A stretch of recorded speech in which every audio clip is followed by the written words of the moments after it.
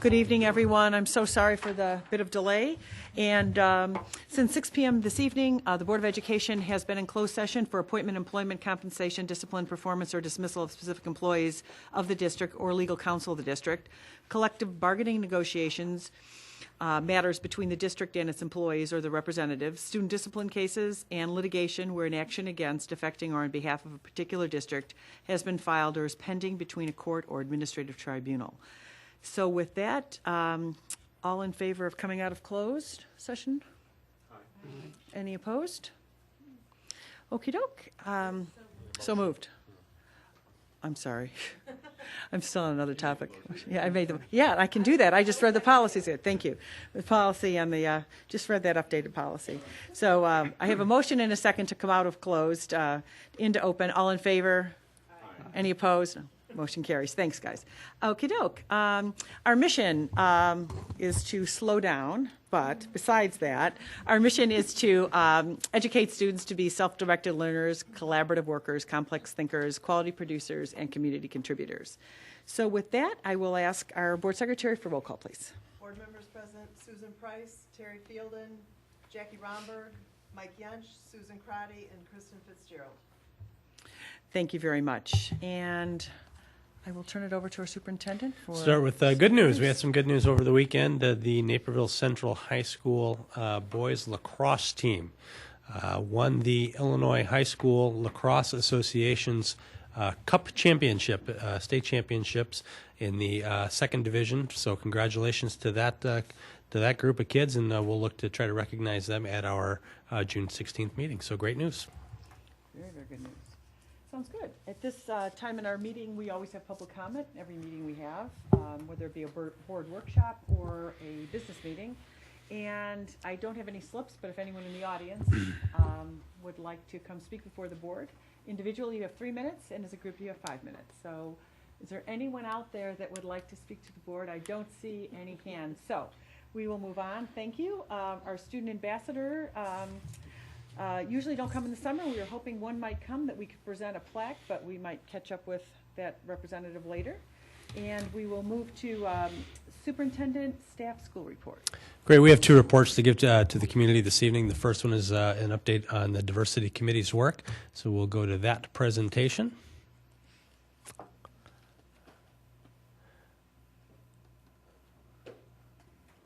Or budget. We can do that. No questions. We'll go right to it. Anyways, the Diversity Committee met on Monday, May 14th. And the agenda for the meeting was to review highlights from the past year's work and to discuss recommendations for future years and future work. I was saying this to a group earlier. I believe it was one of the most productive and best conversations that this group has had. It really was an opportunity to set focus for how the committee saw their work and the work of us as a district in a partnership moving forward.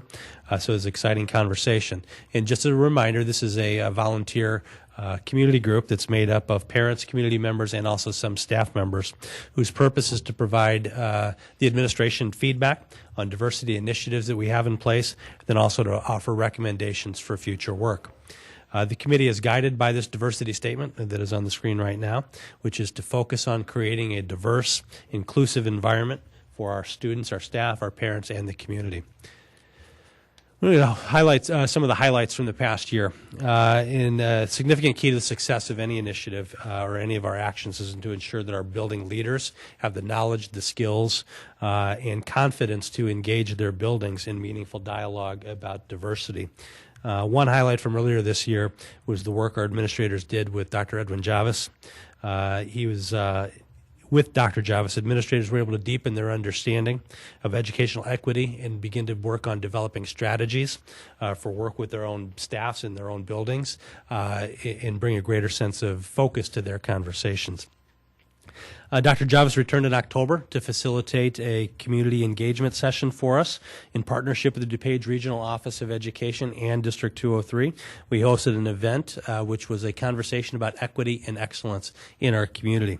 It was attended by just over 100 participants, and it focused on strategies for empowering families to work with their schools and communities to partner in the area of equity and to help create an equity-driven system so that as our parents are working with their principals and their teachers in their schools, they're having meaningful conversations about inclusive environments.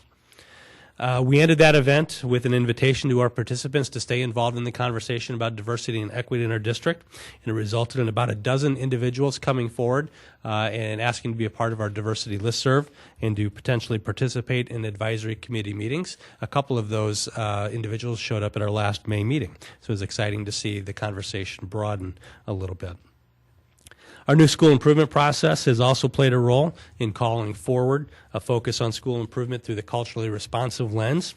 And Deputy Superintendent Kane Osborne will share with you some examples of 2013-2014 Rising Star plans directly related to the school response to diverse populations and or closing our achievement gaps. So, Kane? Yes, and going through the 22 Rising Star plans, I highlighted at least 6 different indicators that have research behind them that align well with, the mission statement of the Diversity Action Council and culturally responsive practices, and then over a dozen different discrete tasks that school improvement plans include to achieve those indicators. So just as some of these on the surface might not sound like they are, but when you dig deeper into what the schools are doing related to those indicators, you can see how they're aligned. So some of these you've heard before. Certainly the most common one was about the school environment, that is safe, welcoming, and conducive to learning. Other indicators relate to differentiation of assignments, units of instruction, including specific learning activities aligned to objectives. CL8 is an indicator about the school culture supporting teachers in practicing effective and responsive instruction to meet individual student needs. And also an indicator about the school leadership team looking at performance data and disaggregated and aggregated data to look specifically at the achievement gap and identify the needs of staff. Some example tasks, many of them included, culturally responsive leadership or practices. And on the surface, that might appear like it's just mere shorthand, but that's really coming from the professional learning that the principals have been doing for the last 2 years and that they're bringing then to their staffs. So it is shorthand for the staffs to understand, when we talk about this, we're talking about the set of practices that the principals have brought to us as a result of their professional learning. So in many instances, the work that's being done is either engaging in book study or specific practices, differentiating instruction related to cultural responsiveness. In other words, what does differentiation look like once I understand where a student is coming from in their cultural or ethnic experience? Other examples are working in teams and looking at data that's disaggregated. And a couple others related to CL7 are about how do we bring families in? How are we communicating with families that we haven't been reaching up to now, particularly? What do they need in order to become included in the school community that we might not have recognized? So those are just some examples that can be found in the tasks and the indicators that are in school improvement plans across the district. Great. Thanks, Kane. We've also continued our focus on professional learning for principals on the topic of culturally responsive practices. We focused on culturally responsive and collaborative practice, as well as building our leaders' skills and working with their own schools, their own school communities.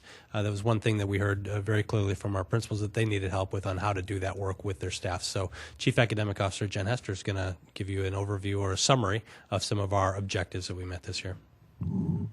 So I think as we shared with the board before, one of our major objectives was for the principals to feel comfortable and have strategies to engage their staff in examining their beliefs, their values, and their biases and how those impact instruction. And that is the major objective that we focused on, that the principals then would take out to their staff and engage with them. We did a lot of other learning with principals. One of those focused on having identifying inequities in their schools and beginning to address those.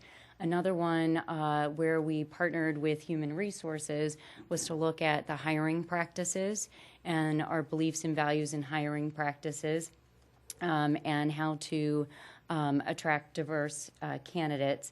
And then what we're beginning to focus on in June is taking the Danielson framework for professional practice and then really using that as a means to think through instructional activities. We had regular conversations with principals about the learning activities that they did with their staff, and some examples of those are many of them to get their staff to raise their awareness of their beliefs, values, and biases. Did it through a close examination of the data and looking at the gaps that exist. They did several activities that required the teachers to engage in self-reflection. They engaged staff in book studies, and then a lot of them looked at the structures within their schools that could increase collaboration for decreasing achievement gaps. Several of our principals invited expert speakers to come in and add a level of depth that they thought that they could not add themselves. We have a couple schools who actually got teams together that studied either equity or achievement gap. We have many schools that actually reviewed images, videos, and other types of materials and things in the school context to examine bias. And lastly, we had many principals, although we're working on this now with them, whose staff members went and just jumped in to look at the instructional strategies as well. So back to highlights. Another highlight earlier this year, and I think we've already reported to the board on this, is our partnership with Johns Hopkins and the School Family Community Partnership program. We hosted a national network of partnership schools event in September that focused on building connections and involving diverse members of our community in our schools.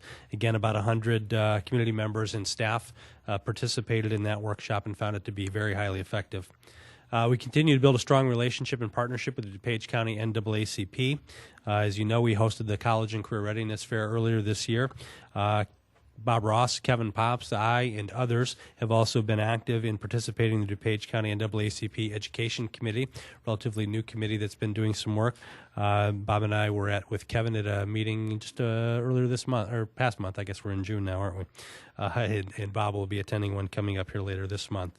And then finally, in terms of highlights, another recommendation that came from the committee was for us as a district to create a form of a recruitment video to use in recruiting strategies, but then also post it on the district website to communicate an invitation of a welcoming climate here. So I think what we want to do is try to share a couple snippets with you of that, and we'll see how we do with time. I think Kane will call one or two of them out here for us.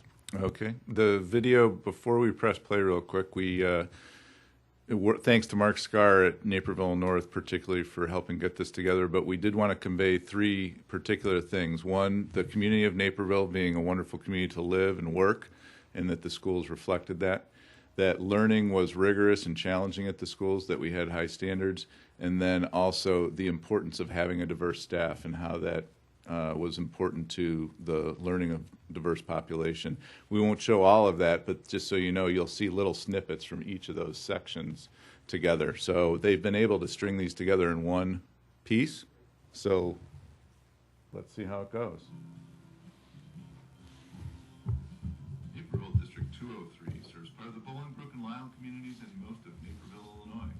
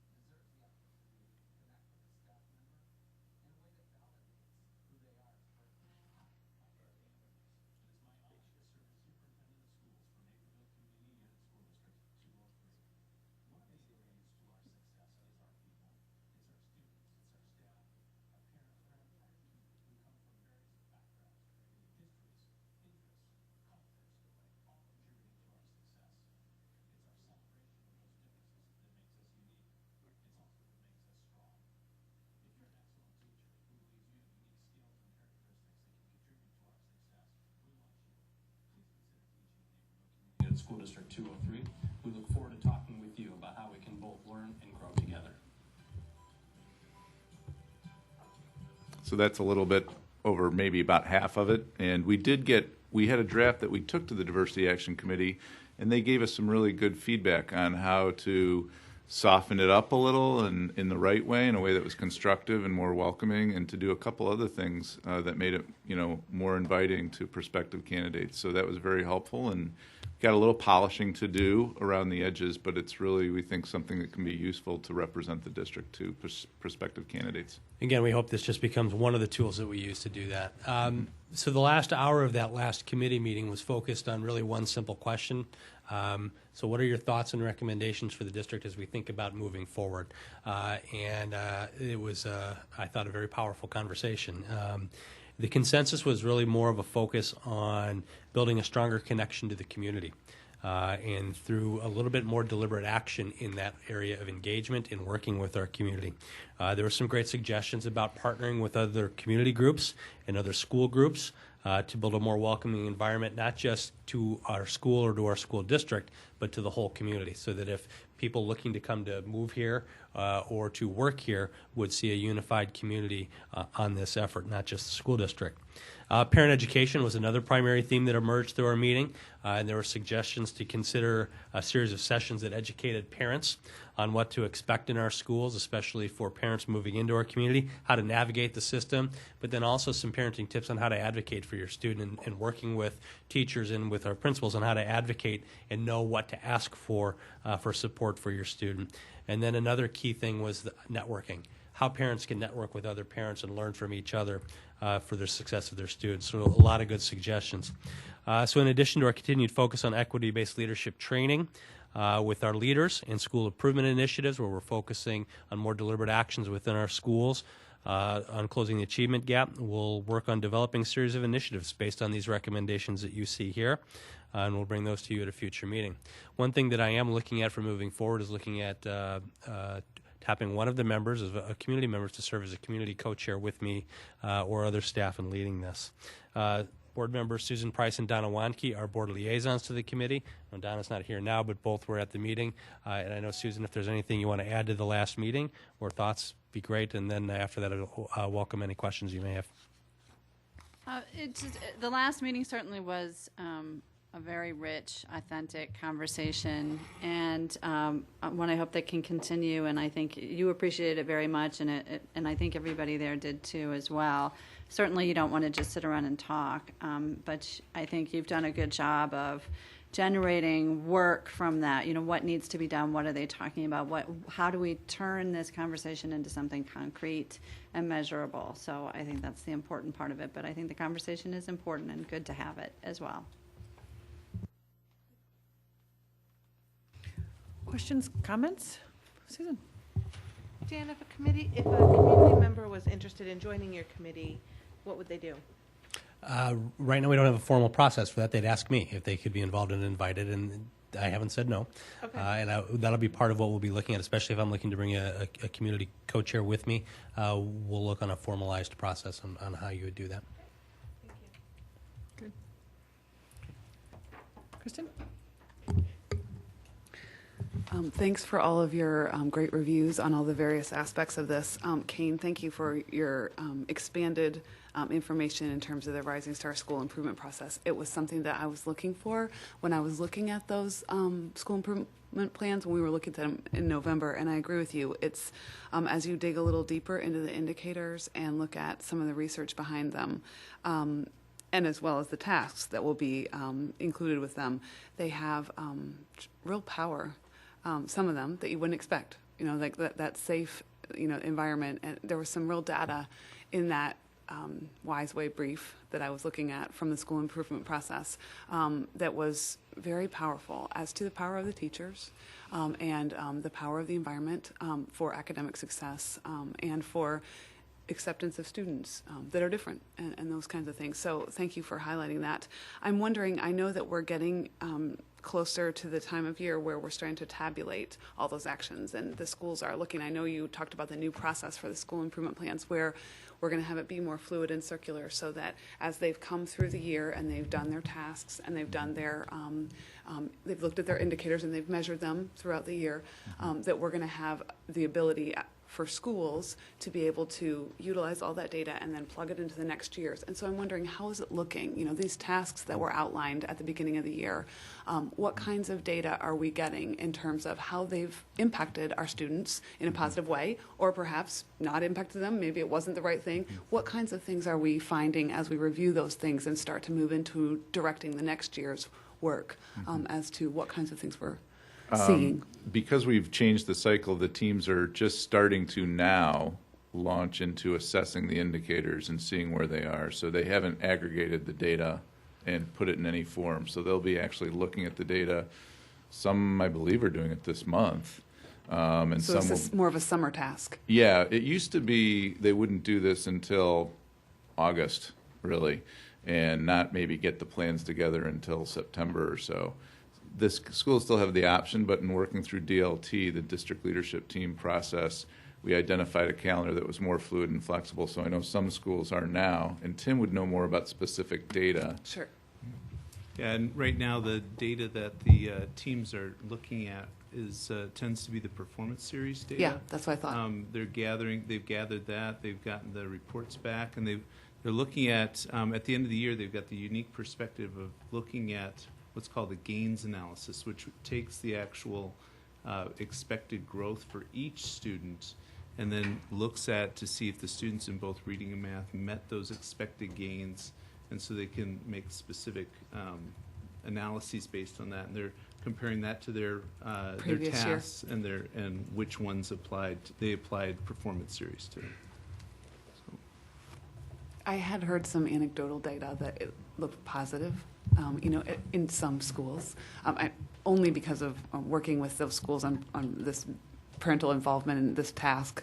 But the more that we can find that data and hear that reported back, that's super helpful in determining, how these things work. It was very interesting just to hear Tara present at the last board meeting and say, okay, here's what we thought we'd do, and this worked, this didn't. So that's very interesting data, and I'm looking forward to hearing that as we move forward with the process. My other question was with regard to the parent education. Such an important topic, so difficult. And I'm just wondering, we've seen some really interesting models about the kinds of things that schools are doing to sort of work on this parent piece. Such an important piece that, like we said, it's very difficult to figure out exactly how to navigate that and how to encourage that parent involvement, something that I think research says across the board from our own DOE, our regional DOE, Regional Office of Education. I know they had said the parental role there is so important at an elementary level, at a high school level. I think they had interviewed high school seniors that were successful in surmounting achievement gaps, in closing achievement gaps, and they all pointed to their parents, but it's so difficult to navigate how exactly that works out. How do you envision, and what would you envision in terms of your message that you would want to have for parents at a type of parent education series, in terms of, working on those really important efforts of building that relationship with the school, so things like Tara's doing where you do the school visits. And Right. So that'll be the focus of the work that we'll do in terms of building plans for next year, and that's why I want to involve a community participant in the committee in that, because I think that parent voice would be in terms of what are you looking for and what do you need. But I do think in what I do envision, and I know a lot of our schools are doing some parent-to-parent network work already, but essentially that's what I envision is more opportunities for parents to partner together. And parents to learn from each other, as well as us providing information and on how to advocate for your child or what to do in certain circumstances, who you call, who you go to. But I envision a lot more parent-to-parent work. And as much as you can, as you develop these things as a part of the Diversity Council, as much as you can share that within the groups in the schools that are working on these types of issues, so helpful. Because, as a participant, as a parent in the SFCP program, I know that it's something we grapple with. And, we're reading all this research, and the research says sometimes different things about what exactly is the part of parental involvement we need to generate. Is it selling raffle tickets? Is it coaching football? No. Is it, having a designated spot for homework? Yeah.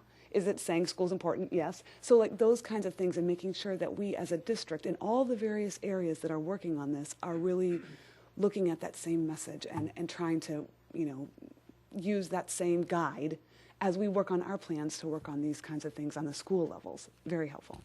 Thanks. Any other questions, comments? Great report. Thank you, Dan and Kane.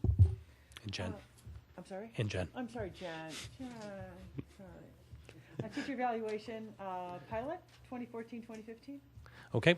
I think you can do it from there. You're fine, unless you need to click. All right. A number of individuals have been involved in this, and I'm glad Mr. Bailey is here as well. This has been a collaborative effort with the NUEA, and over the past few years, we've given a series of reports to the Board of Education on PARA and Senate Bill 7, and so this is essentially an update from previous presentations. We did load one of our earlier presentations just for some background information, but there are others over the past few years. So I'm going to turn it over to Kane to report on behalf of the administration. Thanks. Yeah, we thought in light of its inclusion as a blueprint commitment and as the law and the full implementation of it comes closer in fall of 2016, that it was a good time for an update on the progress that's been made. It's not about a pilot per se. It's really just an update. There is a test model aspect in there. Not only the October 3rd, 2011 presentation will include data from that, or updates from that, but it will relate to items in the principal evaluation update that's been previously given in some other aspects. These are just the outcomes, as you can see. We just want to make sure that the board has an understanding of each aspect of it going forward, the timeline, because you'll hear more, especially as this gets implemented in the fall of 2016, and the immediate steps that we'll take next, which you'll see in the coming months from us. Go ahead and change the slide. The commitment comes under strategic focus too. As you can see there, fostering a high-performance culture. And the commitment itself calls us to design and implement a teacher evaluation process that ensures high-quality instruction and fulfills legislative requirements. And it's that I want to break down for us tonight. Go ahead to the next slide. And the reason is that it reaches into so many departments in this district. Most importantly, it reaches into every classroom in this district where our kids are learning. The site of that can't be lost here. However, tonight I'm organizing just the update around all the different departments it reaches into as we organize them here. But truthfully, it's how teaching and learning will be affected as a result of this, and really how we seek to make sure that it's affected in a way that's consistent with our values going forward. And as a result of all these departments, it's a collaborative process to make it successful. And as Dan mentioned, and I have here to remember, that collaboration with the NUEA members on the evaluation committee has been key to this being successful so far, and we're sure that'll be essential to its success going forward. Go ahead to the next slide. The fulfills legislative requirements part of the commitment is specifically related to PERA, the Performance Evaluation Reform Act. And PERA calls for a joint committee between the administration and the union to be formed. That joint committee has not been legally convened yet. It will do with an appropriate timeline, but the evaluation committee and the administration are working very closely together right now. Ultimately, that joint committee will settle on the evaluation instrument and process to be used, how student achievement growth will be calculated in a teacher's evaluation, and then the weight of both of those, the teacher's practice and student achievement. That's the work of the joint committee ultimately, and it must be fully decided and implemented starting in the fall of 2016. So keep those things in mind as we go forward. Next slide. Okay, specifically, the law calls for a evaluation framework that is consistent with Charlotte Danielson's model. Okay, and it must also have these 4 ratings. We have already instituted a model that's consistent with Danielson. In the fall, we'll be adopting Charlotte Danielson's 2013 framework, her latest evaluation framework. And in 2012, we had already started using the 4 ratings that are required by the law. Starting in 2016-17, the minimum requirements for counting student achievement growth in a teacher's evaluation are those that you see up there. That's the minimum that the joint committee must agree to. Okay? They could agree to more. I just went to a conference in Texas where in Georgia, in a county district in Georgia, 70% is the amount of student achievement growth that counts. The state law defaults to 50% if there's no agreement. However, the work of the committee so far has made clear that there will be an agreement that's appropriate to the appropriate amount that meets the law. And so we'll talk about that more, and you'll hear updates on that. The law also outlines the evaluation frequency and cycle, how often you must do non-tenured, tenured teachers, and so forth. Go ahead to the next slide. The evaluation committee, their work currently includes equal numbers of teachers and administrators, and it's accomplished the following. We've adopted the 2013 framework. We've also adopted Talent Ed, which was an application which you've approved the purchase of at the last month's board meetings. And that will streamline the process of teacher evaluation. Right now it's all paper, essentially. And this will be automated electronically. And the reason that's so important is that now we'll be able to focus on the actual human interaction that's essential to teacher evaluation being successful. It'll also make HR's job incredibly easier in meeting the legal requirements of the law. The evaluation committee's also convened a subcommittee on student growth led by Tim, and that subcommittee's working with the consultant that we also approved at the last meeting, and they will come up with a test model of how we're going to include student growth in teacher evaluation, and that test model will be for next year, and you'll hear more about that in the future. Go ahead to the next slide. Specifically, I'll give you not just the future. The next slide is when you'll hear more about it. Specifically, the test model for next year is going to take two different models and test them on two different levels. One model is called the Student Learning Objective Model, and this is where the evaluator and the evaluatee sit down and say, here are your kids, let's set targets for them. Okay? There are numeric targets, but it's a qualitative process for determining what those targets are going to be. And it's very similar to what we use to evaluate principals right now. That's in accordance with the law.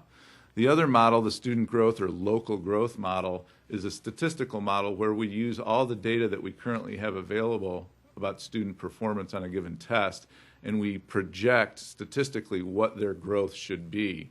And then that growth projection becomes the target that we use to help evaluate the teacher's performance. It's a quantitative method, and it's based on achievement history of particular students. And again, you'll hear more about this in detail once the test model is developed, and we have some more feedback to provide you.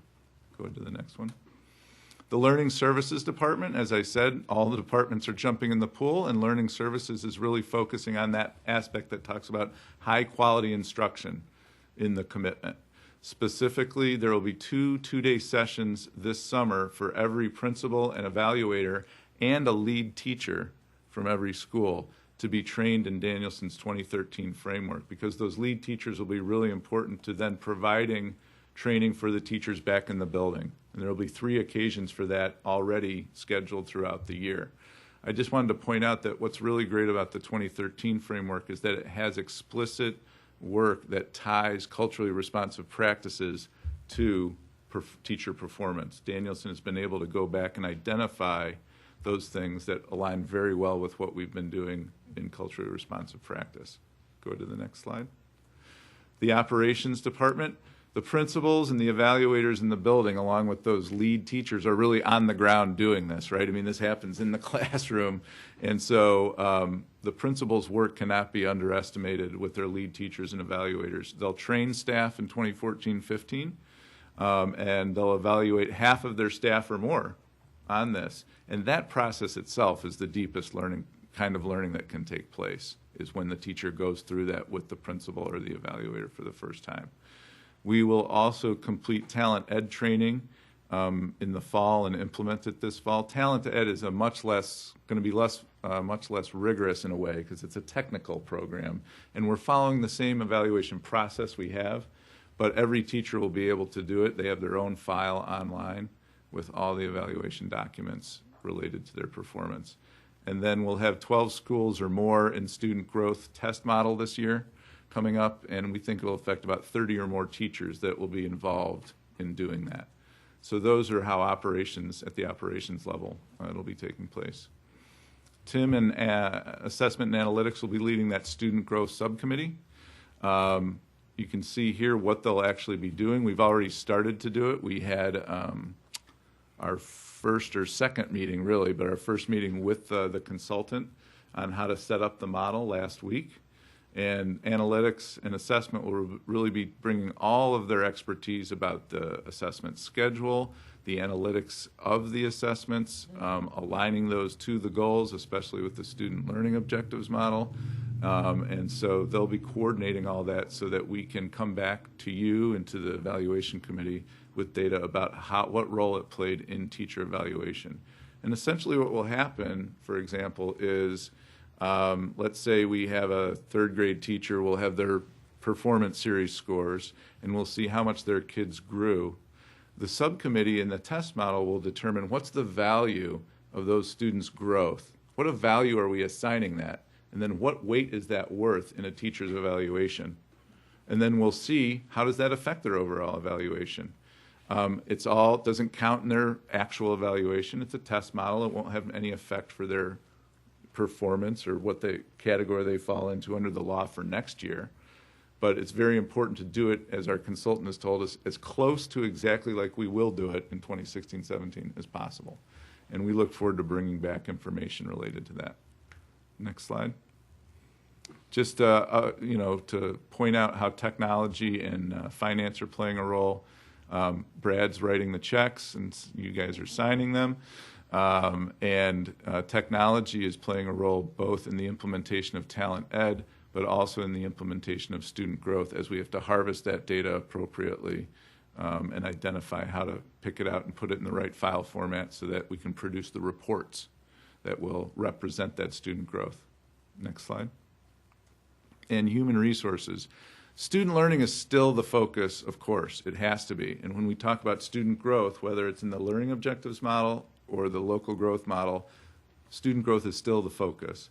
But human resources is kind of at the center of implementing PIRA, because all of these factors that we've talked about ultimately go into that final evaluation, that summative evaluation for the teacher. And then that summative evaluation is ultimately what determines that teacher's rating and then their place in the retention list, the sequence of dismissal list, as it's called, and that is under the House of HR. So they really have to make sure that all those are lined up. And as you've also heard in a previous presentation, I think some of it in that 2011, Senate Bill 7 we're already implementing, right? So everything we're doing now has to align perfectly with what Senate Bill 7 requires, because heaven forbid if we have to go and do a RIF, we have to have all of those pieces lined up appropriately. So the work now has real important impact going forward. I will say, before we finish, we are ahead of the game. I think it's safe to say that we are ahead of where other districts are in testing this out, in identifying how we want to look at it. The consultant said just that thing on Friday. He said we're in a great spot to really find out in the next year how we want to do things going forward and do it in a fashion where we'll do it well. We won't be cobbling anything together at the last minute. And so I think we should feel really good about that. And the work of everybody who's been outlined here has played a role in that. So here's the timeline going forward, the next two slides. So you should expect at certain key points along this timeline to hear updates from us. It might focus on student growth. It might focus on professional learning. But nonetheless, these are the benchmarks that we're using to keep ourselves on track. And this is very much related to that work plan that's part of the blueprint. You'll see those things in that work plan. Okay? And that's the end of the timeline there. And next slide, we can take any questions. Very exciting. Comments or questions? Susan? Kane, when you have different schools and different administrators and the teachers are setting their targets, how do you assure that you're holding the bar steady on that? Well, one of the reasons we're doing the model, the test model, is to find out how to do that well. And so that the consultant's working with us on basically the protocols that we'll put in place for that student learning objectives model. You want to talk about that a little more, Tim? Yeah, I mean, the the two models, the one that's the local growth model actually involves having those targets set by the statistical analysis. So you look at the past testing history of the student, they do an analysis of that to set a target, and in essence, they then compare that target with an acceptable band of achievement. So if that student comes in an acceptable band, then the student has met the target, otherwise they haven't. So the target is set by the statistical analysis. The other one, there's guidelines usually set up. It's usually, for instance, in the performance series this last year when when we had targets set for the students, we would give guidance to the principals to say, you probably want to set this as kind of your target for what you would want. And then in working with Bob and Kitty, we had several principals who set a certain target that we had to recounsel them as to what those targets would be. That would be the job of the principal in this case, to be trained and be able to do that with each of their staff members in order to make sure that those are acceptable targets for their students.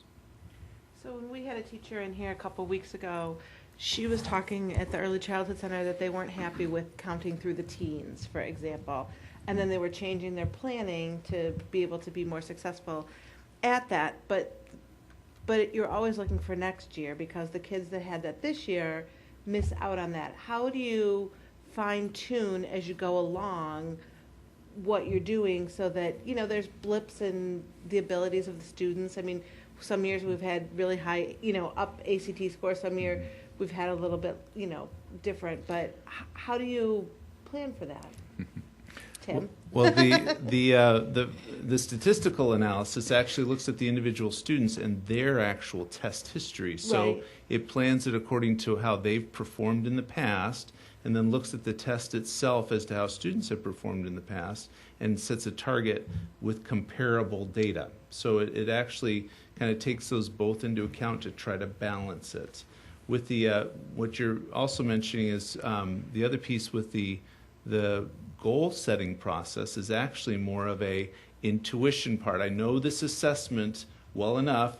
I know this student from what I've seen in my class so far, and so I'm going to set that target based on what I know about the student and the assessment from previous practice. But that involves setting those individual goals then for those students. So if I'm the parent of a third grader, am I expected to have this conversation at a conference when I come in? At the beginning of the year, Or at some point? I mean, how will that be communicated? And how do you know, well, gosh, you know, the teacher really likes Roger, but not Tim so much. So I'm going to set Roger's goals on the high side. I think it would be in a transparent setting. This would be part of eventually how conferences like that would go, is we talk about our targets. You know, to put it on a different setting, like let's say we're talking about a rubric type of assessment. We might say your student was at an entry level on the rubric. We're going to set a target for your student to go to the proficient level by December, let's say, and set kind of a timeline for that. And then the parent then would be informed of that kind of target. So that would be the similar type of thing that you could do with those types of targets. But I don't want my kid to be proficient. I want them to be, what's above proficient? Excellent. Excellent, Okay. mastery, whatever it is. Sure. You know, and I want the teacher to prove that. Like, I'm just asking because it's so new. How do you, you know, because we have all gifted kids in our district. How do you balance that? Well, I believe that we're going to go ahead when we're doing the evaluation process, we're going to set it at what we have as expected values. That's what you want to set your targets at. And of course, we're going to try to work to have our students exceed that. So it's certainly something that's a part of the conversation to say, even this individual student goal setting process saying, you know, we want to set this target for you, but let's have you set your own individual goal for maybe exceeding that and maybe shooting past that target. So that's an acceptable way to do it instructionally that would help the student motivation and self-directed part of the process. And in both models, the anticipation is whether the statistical model is telling you what the expected growth is or you determine it through the SLO, is that you're working with your evaluator to come up with a plan that's going to help kids exceed those targets. And that's what, and there are formative assessments that's part of that plan, and what the instructional practices are going to be, what differentiation is going to look like. And so it's not like, here's the target, okay, I'll see you in 6 months, and we hope it works out. They're really, the expectation is that there's collaboration around this model. And so one of the things that we're doing in the test model is not just to see how things work out, but to get feedback from the users about which experience was more constructive for them. So we'll be talking to the principals, to the teachers, and constructing questions to find out, how'd this really go? Because we don't want to implement something that, the users find unwieldy, unrewarding, or they feel like it's more frustrating than it is constructive. So we have to find those things out also. Okay, thank you.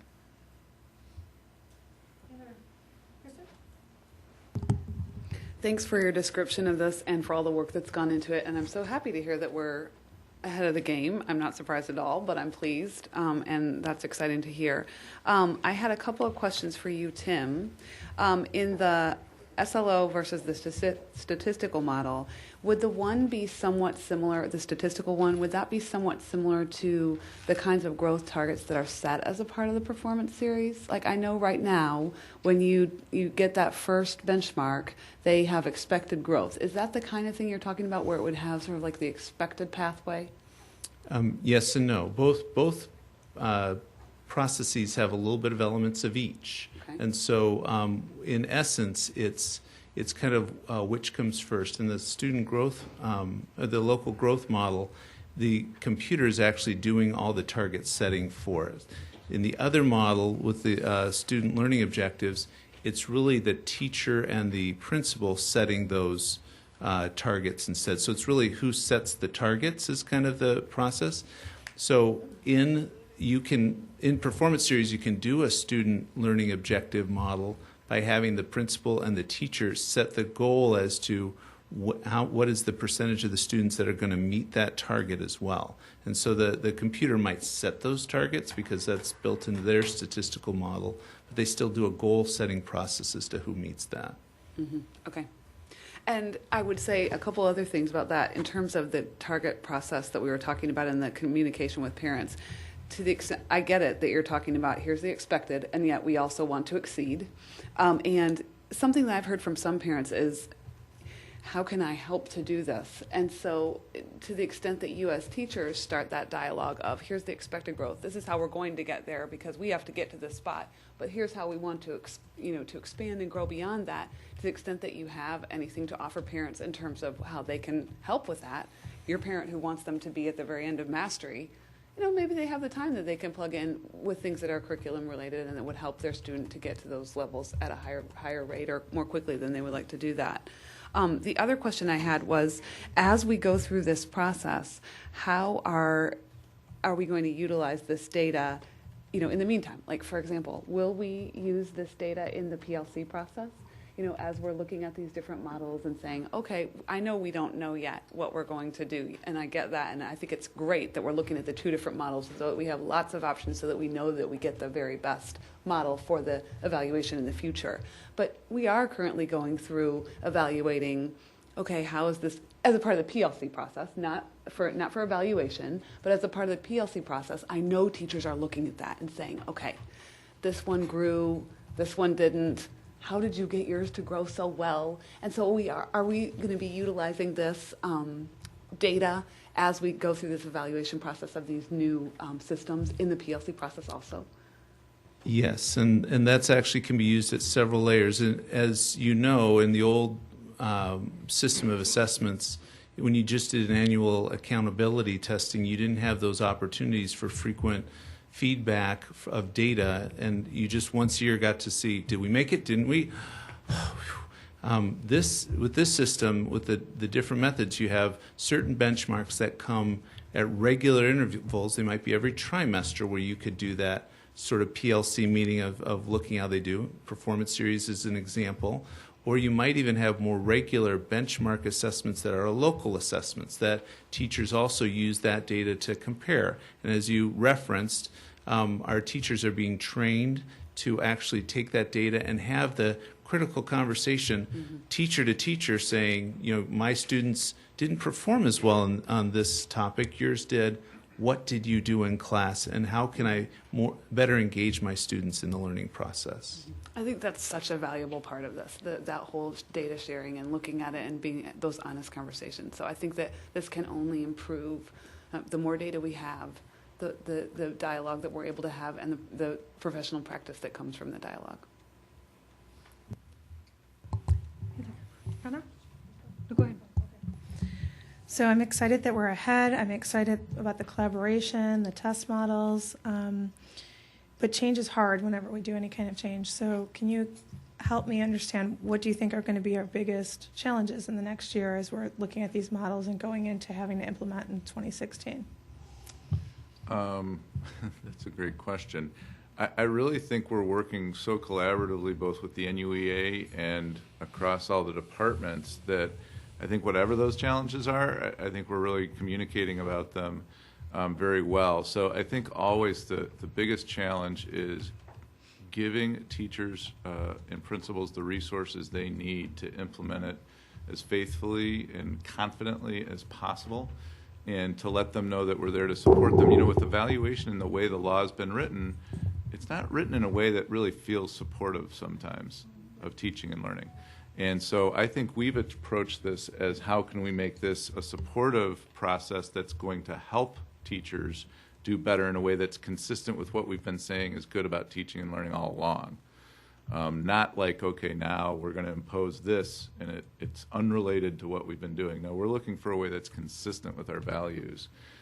So the professional learning piece, we've worked very hard to get that Danielson deep dive, as we're calling it, this summer, to bring a lead teacher from the school along so that there's another person in the building who can help be a resource in addition to just the principal or the evaluator. You know, I think the talent ed piece is actually going to make life a lot easier for people so that they can focus on the really important stuff. So I would say always, though, giving teachers and principals the tools they need to succeed is always the biggest challenge. And so that's what we'll work on. But I think we have a good plan in place. Kane hit it early in saying that they have been communicating and communicating well. So the biggest challenge is going to be to ensure that that communication continues and that we build sufficient understanding of all of the people impacted by this to understand it and continue to communicate as understanding is necessary. And so I think so long as we're able to continue what they've been doing now, the good collaboration between the association and its members and the administration on this new process, I think the better we'll do. And just really quickly, so we've talked about principals and teachers, but your key evaluators in the buildings aren't going to change. So like all your ICs are going to be trained, and the deans 100%. and the assistant principals that are doing those evaluations as well. Yep, Correct. absolutely. Okay, that's what I thought. Any other comments, questions? I'm certainly glad this has been a very deliberate process. When you look at the timeline over a couple of years, all for something that'll be rolled out in 2016. So kudos to all of you for all the time and efforts. You know, so often when things are so far down the road, it's hard to always focus on them. And something this large, this macro, certainly needs that attention. So I do not have a report this evening. Are there any other Board of Education reports? If not, we'll move on to the consent agenda. And I will entertain a motion for the consent agenda, please. I move to approve 7.01 and 7.02 as part of the consent agenda. Second? We have a motion and a second for the consent agenda. Ms. Bell, please. Fitzgerald. Aye. Waneke. Yes. Fielden. Yes. Romber. Yes. Young. Crotty. Yes. Price. Yes. Great, thank you. Motion carries. Okey-doke, we have at our next agenda item our budget, and then we have a whole slew of things we're going to talk about in policies, but we will. Okay, so our Brad Kaufman, our Chief Financial Officer, school business official, is back for our third meeting now, focusing on the budget. Just a reminder that it's first presented on May 5th. Brad again presented updates and information at the May 19th meeting. We'll discuss it again this evening without action, looking for board action at the next meeting in June on June 16th. So I will turn it over to Brad. All righty, thank you. Grateful to be here in front of you again. Since the last meeting, I've had an opportunity to actually have a few conversations with a few taxpayers with our tax bills coming out. It was interesting. Most of those people calling, as you might expect, are people who are receiving higher than average tax bills. So as you know, in this budget, 3.15 is the average increase. My most extreme person I've had so far call in had 11%. And so I actually sat down with that individual. I'm like, wow, what's going on here? Right, exactly. It was pretty interesting when we dug into that. They actually had a home improvement that is coming online and so their taxes were going up. But as said, average was 3.5. This budget does lined up to provide for support for all-day kindergarten, Focus 2020, and as I already said, has a 3.15 average tax increase, and maintains the district's district's cash reserves. As Superintendent Bridges already mentioned, here's our timeline. For the next meeting, we will have 2 additional pieces of information. We'll have, of course, the resolution for passing the budget, and we'll have the state budget form ready for you then also. Looking at the budget, of course, we're projecting $302 million in revenue, or 5.91%. We're projecting a 3.13% in expenditures, ending with estimated net surplus for all funds of just over $6 million, maintaining or estimating hitting a cash reserve of about 18%, which is above our set policy. All basic student fees are remaining unchanged, and I've already mentioned we're implementing all-day kindergarten. With that, as you know, staffing is about 80% of our overall budget. And so this chart here summarizes the staffing changes for this upcoming year. As you can see, under instructional, we did add in all-day kindergarten, which added 11 FTEs, but at the end of the day, we were able to only have a net gain of 4.25 with our changing enrollments and other things. Okay, just recapping on the actual expenditures. On revenue, as you can see here, 75% of our revenue does come from local sources, and we have state there. TRS on behalf is about 11%, and GSA 2 and other state 5%. As far as expenditures, I already mentioned that about 80% of ours is personnel. As I gave in the last meeting, within this personnel, we have maintenance staff of 17 FTE, grounds of 4, with over 160 custodians and staff members working to maintain our buildings, which is a very critical part, in addition to, obviously, our instructional staff. So this graph here, summarizing this is the difference between our 5-year financial planning program, or what we call FPP, and the tentative budget. As you can see there, the revenue changed 15% between the plans, as I mentioned previously. That really, though, that plan does not take into account the TRS on behalf or debt service. So when you adjust for that, it's really a 0.8% change in revenue. Same way with total expenditures. Once you net that down for TRS and debt service, it's a 1.3% change. At the end of the day, the most important thing to focus in on is we're estimating our ending fund balance will be 0.4% less, or $606,000 less than we had projected off the 5-year plan. So you can see this plan, this tentative budget, is right in line with our 5-year financial forecast. Through some analysis we did, and I mentioned in my last meeting, we had some corrections we needed to make from inputting error. This is the first one, interscholastic. We had actually had professional services and supplies was too low. And then we had some other in benefits. This was here, and executive administrative was actually too high. And then finally here, again, this one was too high on the benefits for data processing center. Those have been corrected, and I posted those in your board books. The new budget is posted in line with all the corrections. If you want new pages, I can put those for you. Otherwise, you can just make corrections to your book. We won't be reprinting the book, though. So with that, any questions that someone might have on the budget? Questions, comments? Kristen? I know that when we look at the budget and we look at the increase, I think you've outlined here that the largest part of the increase is looking at staffing, and of course we added in the all-day kindergarten, which was a big change. I know that we did also have increases in other areas such as special ed for staffing, but it also looks like there's some of that is being funded through IDEA carryover. Is that correct? That is correct. We've got several new positions within special education, and we're taking advantage of carryover funds from the IDA grant. We were pretty high on that, and so we will be using that to fund those positions this coming year. And do you find that we have generally a growing population of special ed students? It's just sort of a growing need in our community? Well, I think... Or is it that we're finding new positions that are necessary to serve those students that we currently have? It's a little bit of everything. Yeah. Increased needs of students moving in, Yeah. Students progressing up from Ann Reed Early Childhood Center with needs Yeah. that need to be served in school, desire to bring programs that we may have placed out students back into districts, so a number of things contribute to that. Mm-hmm. Another thing I wondered about, and I just thought it would be helpful for you to explain, we got a question from a community member talking a little bit about some of the efforts that we've looked at on the facilities plan in terms of looking at the new models for classrooms that we'll be evaluating this year. And the community member had asked, is this part of our current budget? Is this a future item? Could you just address that so that we can...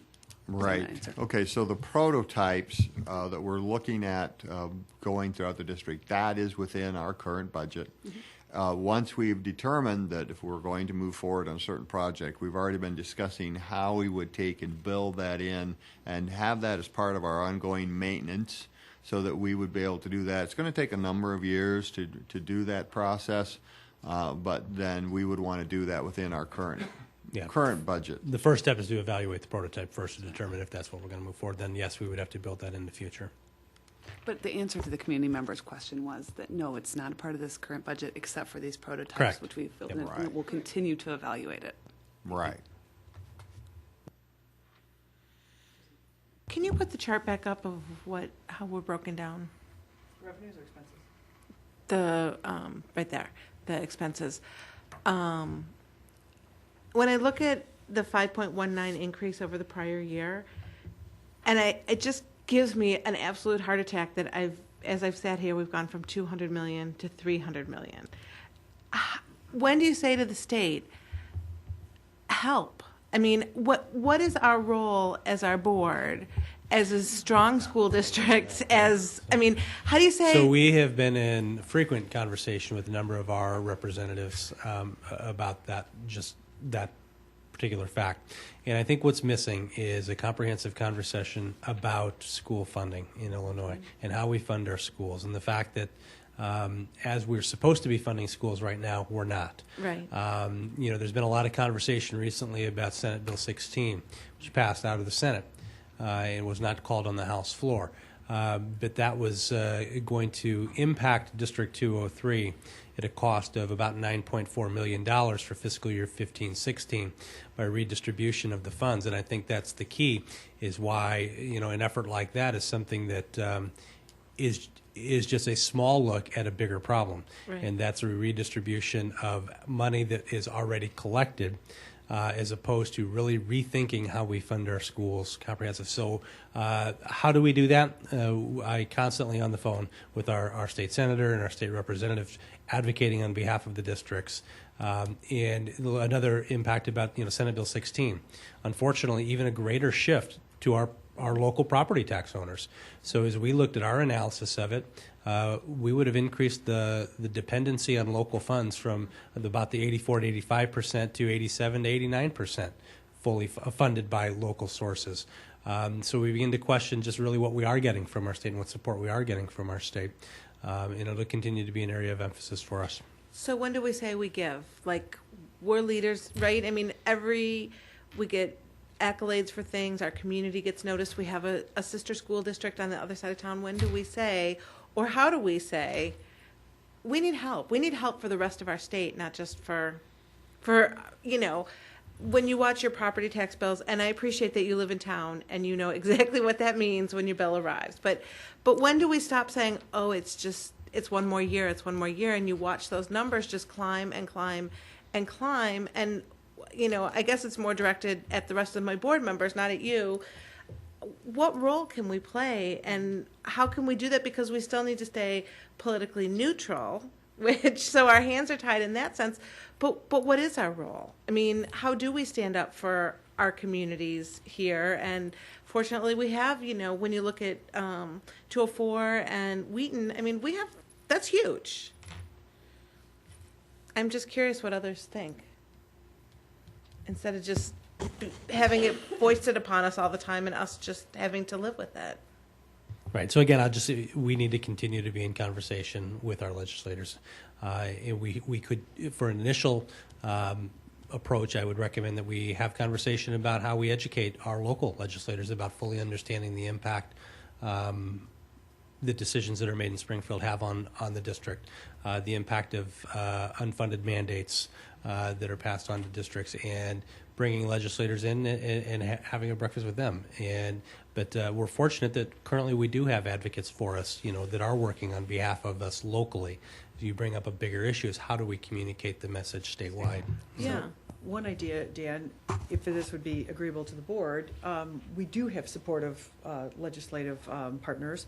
Perhaps we ask them to come to a meeting, and we could ask some of these questions. They can prepare some things for us. I know they're super busy, but we have a lot of constituents that are asking us about this all the time, to the extreme of, why don't we forget about the funding and then we can forget about the mandates? And I thought, well, that is certainly one extreme. But perhaps it makes sense. We can invite them when it's convenient. Maybe we can ask our superintendent to work and get both sides of the aisle, whomever you think, and we'll start it. And maybe 204, maybe we're strength in numbers, and they can just do a little roadshow with 204 and 200, and we start. Maybe they need to hear from us. I just think we're at the point where it's like, this cannot continue, mm-hmm. And it's like, what role? I mean, we've never had that role before, and when I look at you, I don't think we know what role we're supposed to have, but we're supposed, if we're world class and we're the leaders and all this other stuff. I mean, we have to ask some questions. What are we going to do? Right.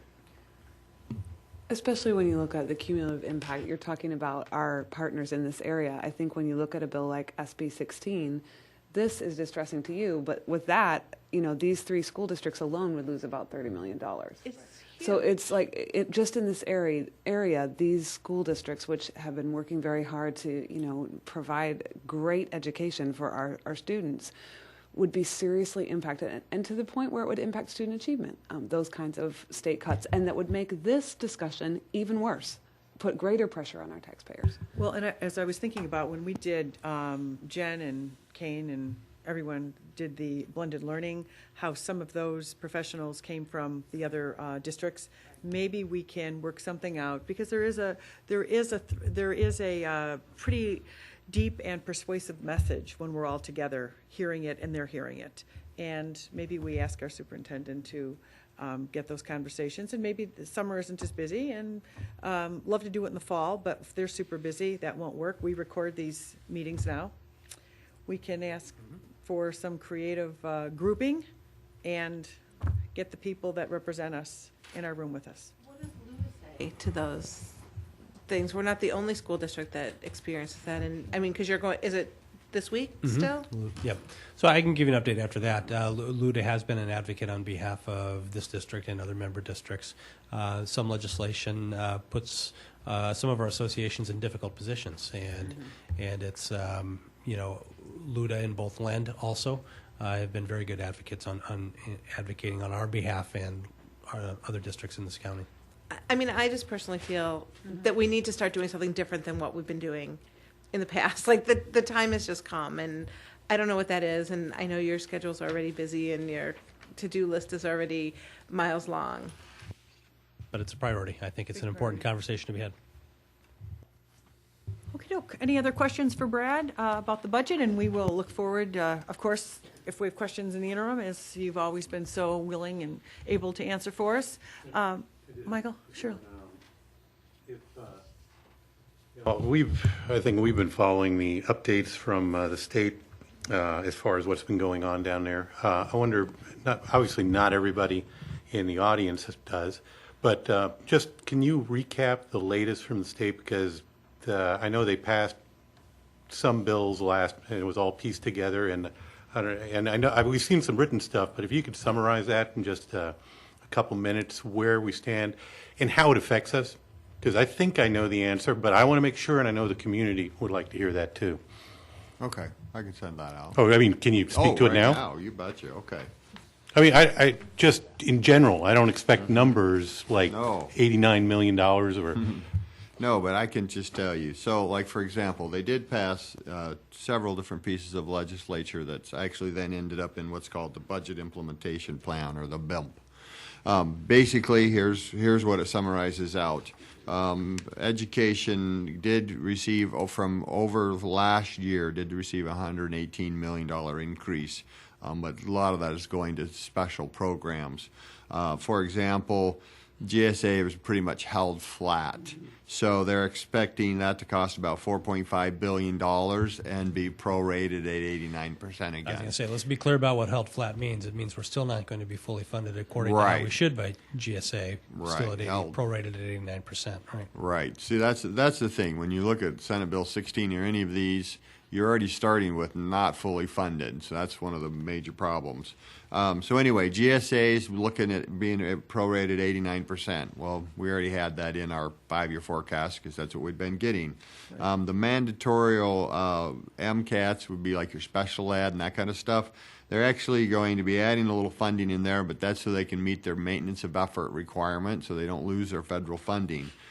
So that's been being funded pretty well. Transportation, though, that's another place that's going to be hard hit again. We're looking at 72% prorated. For us, that's not huge for us because we're already at the minimum of $16 per student. So that's kind of the floor. That's on our regular ed. Now, special ed, that's a little different. Finally, bilingual education, they are looking at a little increase there, $300,000. But long and short of it is, if it goes through as everything's proposed right now, we should see the state funding for this district, while prorated, approximately at the same level as the last year, and which is what we had built into our 5-year forecast. and without getting into politics, is the revenue there to support that budget? Oh, to support the state's State's budget overall. Well, At this without point. getting into I mean, politics, I would say I think what everyone has been saying is no. Okay. So I- this is what they're currently put on the table, but that could change in the veto session, right? Right. I think what everyone is saying is we're probably going to see some revenue enhancement on the state's part in the veto session. Right. And this one, to be clear, was not with SB 16. If SB 16 would That's go a whole through, then nother it would be world. a whole nother world. 9 million. Right. For 15-16, yeah. Terry.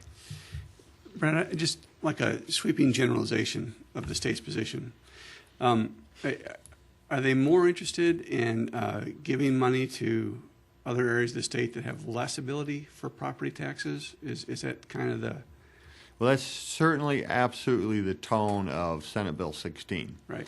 Now, interesting enough, historically, proration is actually very lopsided in the fact that it actually creates more of an equity, because when you prorate, it doesn't treat people equally, Right. and so historically proration has been very hard on Very hard on the other districts. on the other districts. On the districts with less property tax ability, right? Right. So in other words, some of the more affluent areas benefit better from proration because... Right. And that's what Senate Bill 589 was attempting to do, was to redraw the lines on how proration would take about, and that didn't make it anywhere either. So my question, are they going to listen to our pleas that they're not giving us enough benefit, or are they going to say that we're already getting too much benefit in relationship to other districts? I mean, Well, there's always a counter argument to one that's mounted. right, so. exactly. And I think the general feeling from the state is that The funding needs to be more appropriately distributed on need. And so for us, our biggest thing that we can push for is adequate funding.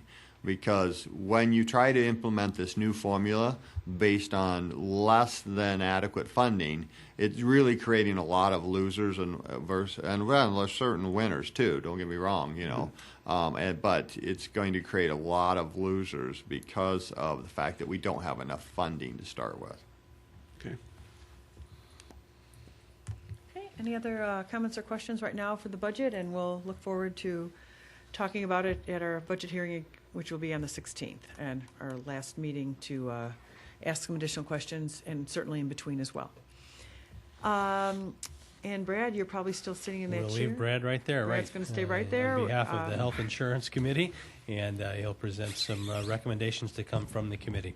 So, And again, these are without action this evening. correct. All right, without action. I appreciate that. First off, thank you for your support as we brought forward from the Insurance Committee the necessary requirements to bring in the Affordable Care Act. So we appreciate you supporting that. We're back here tonight talking about insurance again because with the implementation of the Affordability Act, we did want to bring options, if you will, to the table for our employees. We've only had one health insurance plan, and it has been the longstanding goal for this committee to make sure we have high quality benefits for employees while maintaining a cost-effective for the district, and I think they've worked hard to do that. But looking at providing some options for the employees, we're looking to add 2 additional plans. So we currently have, as you see there on the screen, we currently have what's called the Platinum PPO plan. And then we're looking to add a second plan, which would be Gold High Deductible Health Plan, followed by a Silver PPO plan. What these plans would do, the High Deductible Health Plan would take advantage of the same network that our Platinum plan does, but would actually add the component of more consumerism to the employee. So, for example, when there's many different new things that are coming out there, and technology-wise, employees can actually look up to see where a service would be cheaper. So you might, instead of going to a hospital to have a CAT scan or MRI, you might choose to go to a standalone facility, which could be literally like, you know, like a 75% discount off of that. So it gives the employees an opportunity to add that consumerism, and that's important. The long-term medical trend for a high deductible health plan has been ranging between 1% to 3%. So you can see that's substantial. And then finally, the other thing we would introduce would be a limited or a narrow network. It's based on the Blue Cross and Blue Shield, their major network that they have, and they're saying that they could save 15 to 18% off our current cost by giving us a little more steerage and having those employees still great service, but going to those providers who have been proven to be cost effective on the standards that Blue Cross and Blue Shield is working from. So here, I would just like to run over the basics of these plans. First, I'll refresh this kind of on our own plan, the one we currently had. You can see is Platinum PPO. Here's for a single coverage. It has a $350 deductible, 80% thereafter, $20 office copay. We have 3 levels of prescription drugs. And then finally, your max out-of-pocket, $1,350 plus copays. On the Gold High Deductible plan, we're looking at having a $2,500 deductible. After you meet your deductible, it'll be 100% thereafter. Except for under your preventative care, it would be 100% for that, and your deductible would be waived. So then office visits, 100% once you meet that deductible. And finally, your max out-of-pocket, $2,500. The Silver PPO plan would be a deductible of $1,000, 80/20, and you can see then down max out-of-pocket $4,500. Basically, for a family, it would be just really double of that. So you can see there are the coverages. So max out-of-pocket for a family. Once 2 people in the family meet the deductible, you meet it for the entire family, even if it's a family of 5 or whatever. So in this case, max out-of-pocket for a family, $2,700 plus those copays. max out of pocket for a family under the high deductible would be $5,000, and then under the silver PPO, we're talking $9,000. So here's the cost breakdown. Now we're looking at this on an employee side. Now I've already mentioned the savings that could be on the employer side. This is looking on the employee side. So we're looking at our max out of pocket, $1,350, $2,500, and $4,500. Here's the annual premiums, $1,000, $824, and $824. We're looking at savings annually. $206 annually savings to the employee. On the high deductible plan, one of the critical things about making this plan work would be having an employer match into the health savings account. So we're recommending a $1,000 health savings match. That is the employee's money once it'd be deposited over time, and they can use that. If they didn't use the whole $1,000, it's not like a flex where you use it or lose it. It actually rolls over, encouraging the employee to be even that much more consumer driven. Those can then, if you leave employment, that money goes with the employee. Same thing here on a family. So you're looking at $27,000, $5,000, and $9,000. Your savings on the two would be, on an annual basis, $616 for an employee. Now, that's just on the employee side. Of course, I mentioned the benefits to the employer. Here again, we're recommending for, on the employer, it would be a $2,000 HSA contribution on the high deductible health plan. We're really hoping our anticipation is to get between 18 to 25% of the participants to select the high deductible health plan or the silver plan. Really, it's a twofold. It provides benefits to the employee by giving them options if that works better for them, and at the same time they can have some savings. Now those numbers I'm showing you is their maximum out of pocket. Of course, if they're not hitting those, then their savings is directly, that's kind of worst case scenario I'm showing by maximum. But if you've been very healthy, you had minor claims, you would actually be saving the $600 annually plus having the contribution to your HSA. So they could be advantageous for an employee to select this. At the same time, we've seen the employer have lower costs with these programs. So trying to minimize district cost at the same time giving the employees that this works for some additional benefits. And we say we're hoping by 18 to 25% of our employees would select this plan. So with that, I would open it up for questions.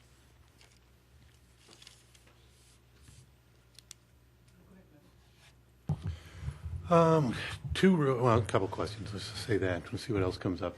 I'm really having trouble looking at this, understanding what the attraction is for the silver PPO to anybody that has a calculator.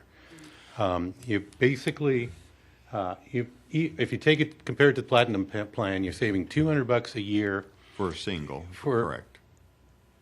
For a single, yet your deductible goes up $650. So the minute you spend over $550 a year, you're behind. And then you have much higher out-of-pocket limits. You still have another, like I said, up to $1,000 on deductibles. You have higher copays. I'd be surprised if you got 18 people, let alone 18% in that plan, and they probably don't read it correctly. I just don't see that being value. So what? And you limit their choices more. What do you see as a selling point? Well, on the Blue Choice Network, it is a little difficult because we were very conservative in our pricing. But it's really a select person who would want to fall into that plan. Somebody that's very healthy, has not had very much medical expenses at all, probably one of our younger employees, but yet isn't willing to maybe take the risk of the high deductible health plan. Still wants to have the backstop on the minor things because it would kick in right away. Well, the problem is the silver PPO has a much higher risk because you got a $4,500 out-of-pocket maximum, so your risk is actually much higher. If you have a serious event, if you go over $350, it's going to cost you. Over $550 in actual medical expenses, it's going to cost you more. And up to 1,000, you're basically totally funded by our contribution under the gold plan. So for a healthy Right. individual, they would go for the gold plan, I would think. And they're still protected at a lower out-of-pocket limit. And basically, I don't know. Wasn't sure what you guys were seeing with the silver PPO. I don't see that at all. I do see a lot. I love the gold plan, and I think you're probably, if there's a proper education, I think you'll probably get even higher participation rate. You know, they've toned down the flex spending accounts. Last time I checked, you can still contribute. 2014, I think it's $3,300 for individual, like $6,000 for a family to the HSA. It's That's before correct. taxes. If you use it correctly, it's never taxed. After 65, you use it like retirement money. You don't even have to use it on medical expenses anymore. So there's a lot of benefits for that. And if the education is there, and you're still protected on the high end, I mean, I like the gold plan. The silver plan, I just don't understand what you guys were going for and what the attraction is.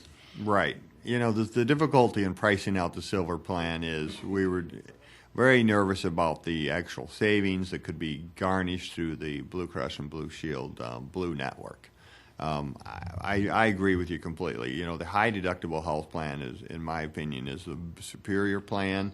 However, there could be somebody, I guess, you know, down the road when we see the experience of what this network could save, then the silver plan could be repriced, you know, that would maybe make more sense. But right now, it's you know, we didn't want to overshoot anything. I'm so okay we with wanna be- conservative. I'm just looking at your numbers, and we have a lot of smart people. I don't think you're going to get any history on it because no one's going to sign up for it because it's not attractive now compared to the other two plans.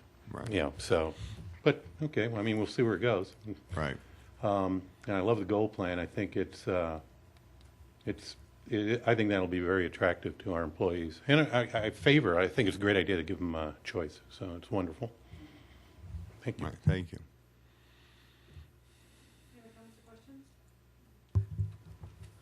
Kristen? I agree that it's great to give them a choice. Can you go back to the one that had the premiums on it? For single or family? Either one, it doesn't matter. Okay. I was just a little surprised by how did you work to set those premiums? Because that's where Michael is talking in terms of looking at the where you're driving them to go. I was surprised that there was such a small amount of variance in the premiums, because Right. that's what would make that decision making factor be different. So how did you go about figuring out how you wanted to? Well, this is where we rely heavily on our insurance consultants who've got a lot of experience, and so they look at, you know, what the Blue Cross and Blue Shield says we'll be able to save over our current claims by going to the Blue Network, you know, and different things like that. And then, of course, there's always, they round in that conservative factor, you know, because they don't want to miss the mark. And so that's how it's set. You know, it's based on our current experience, based on what Blue Cross and Blue Shield then says, well, look, if you get this participation into this network, then you can save these dollars. Have we surveyed our employees at all to ask them like what kinds of things they want in there? Because to me, it seems like the real calculation is: are you the security type person or are you a risk taker? Because there are limited risks. You've done a very good job limiting the risk, but at the same time, the security person will say, "Oh gosh, it's only $20 more a month," or let's see. Yeah, $25 more a month. I'll go with this because I would have almost no risk, or you know what I'm saying? Like, what kinds of things are the employees looking for? Have we done any kind of surveying to see? We haven't surveyed the entire, if you will, membership, but that's the whole purpose for the employee Choice. health insurance. No, the health insurance program, or the committee. Okay. You know, the committee is made up Represent. of employee representation and administration.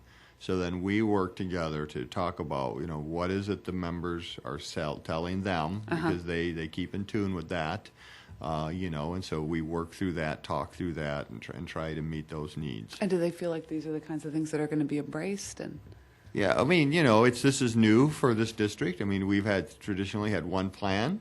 You know, when I came, one of the things I began talking with the committee right away was I think we had to have some employee choices.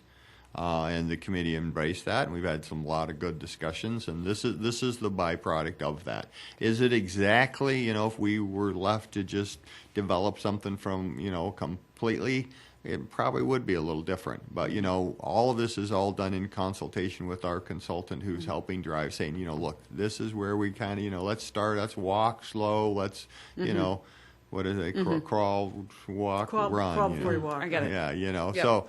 but we're definitely getting out there and we're getting some options for employees, and we're hoping that, 18 to 25% of employees will take chance. Now, 204 last year implemented a high deductible health plan. They've got that kind of participation. They're seeing a great. We've looked at 6 different local area, if you will, case studies, where we've looked at how has other districts implemented this, what kind of cost savings did they see, and 204 here next door has done this. We've got other districts we've looked at, and very favorable results. So, When do you see that going in? When will the implementation start, and is the annual sign-up going to be the first of the year? well, we're moving. We're going to go through that little short year, and then January 1st of 2015, we'll be rolling out all these changes. That'll be the changes for ACA. The change, if approved, it would be these changes here, these employee options, and all that would go into place on January 1st. So internally, to implement more than one plan, is it going to take a lot more time and energy and cost and?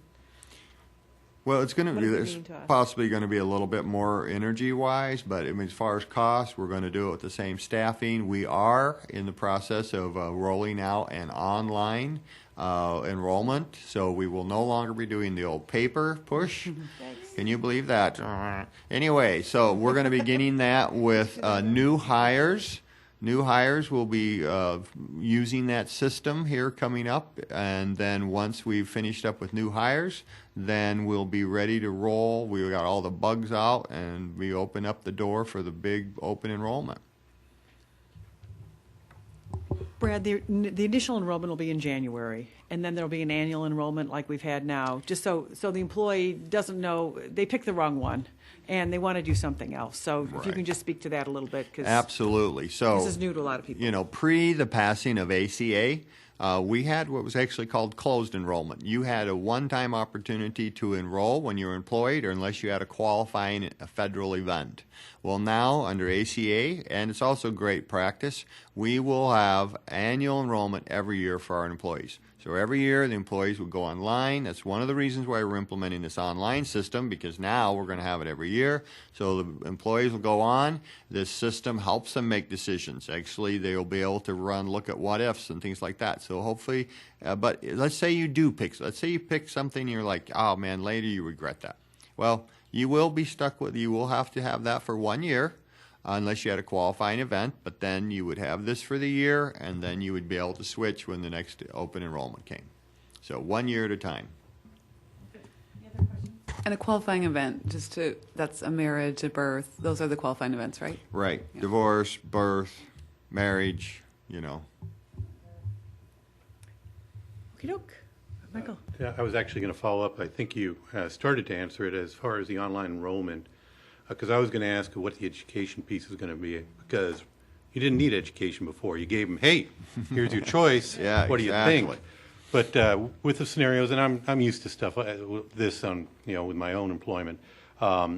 Who's providing that the online? Are we building that in house? Nope, absolutely not. So it's professional, and they take our plan, and for people that haven't seen stuff like this, basically you'd be able to go in and say, I make 2 hospital visits and 1 ER visit a year, and it goes and puts in the average cost and gives you your average cost, basically, how many prescriptions you have at the end of the year. So they're pretty refined. They can give you a pretty good idea what the best option is for you.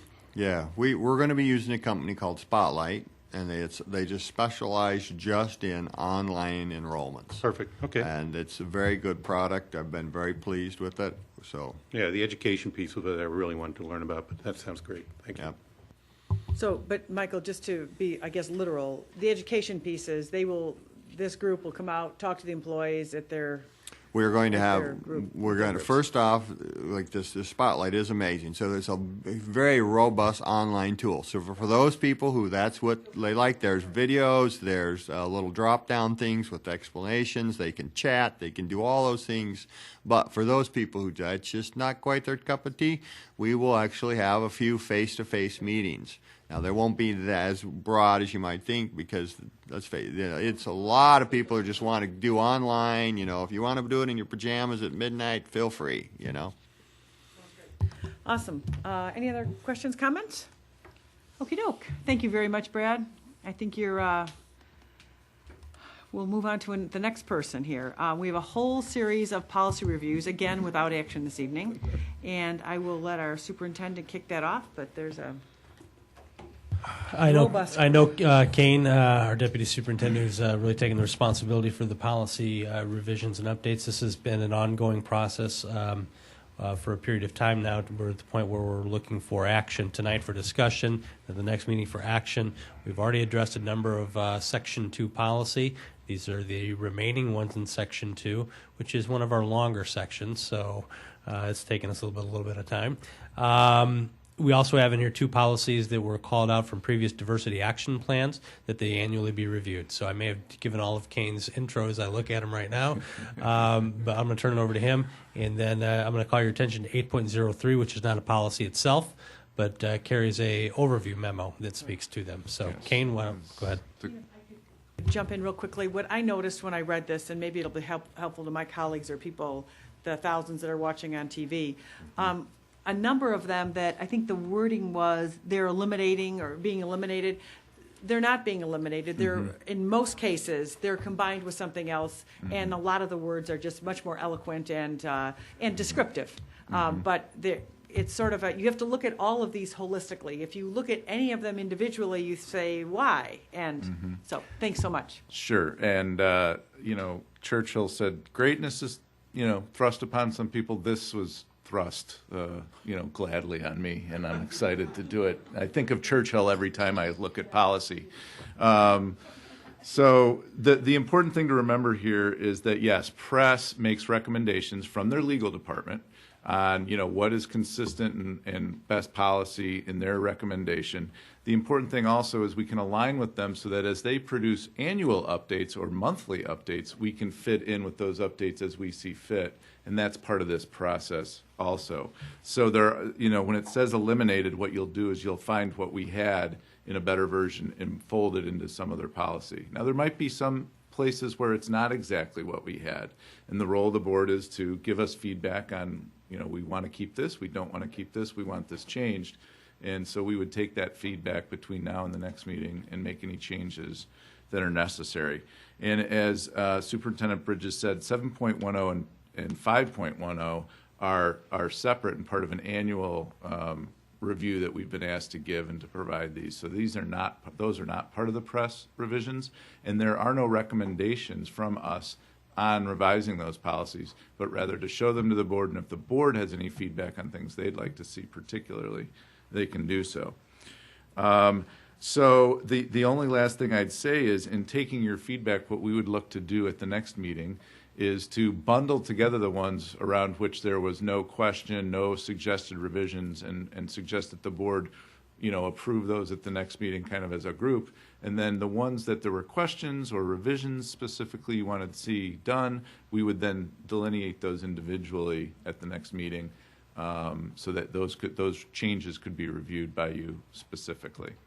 And with that, I'll take any questions you have that I can answer. I think we need to go through them. We're going to go through policy by policy. Yep. Okay. So 2.20 simply aligns some of the duties there with statute. In other words, there are statutory requirements of the board that are delineated or recommended that press has included.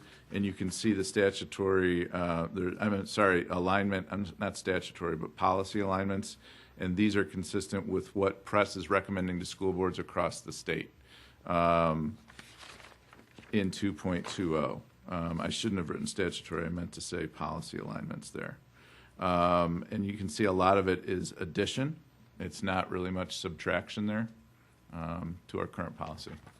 So Kane, the question I had, I think what we need to do, I know it's a little bit detail-oriented, but go through them policy by policy. I have questions on a few of them, not all of them. But Okay. in this particular one, number 6, something that's a pretty big statement, the indemnification, protection, and insuring against loss and liability of the school district board members, that's new. I can't believe that's really new. It's come from somewhere else. I just couldn't find it anywhere else. Okay, I can look up and find that. Yeah, Okay. it's kind of interesting, and just so the world knows, we have directors and officers insurance as board members. We're indemnified, that if somebody gets upset with the district, that's a policy that Brad has in his office, and it's reviewed.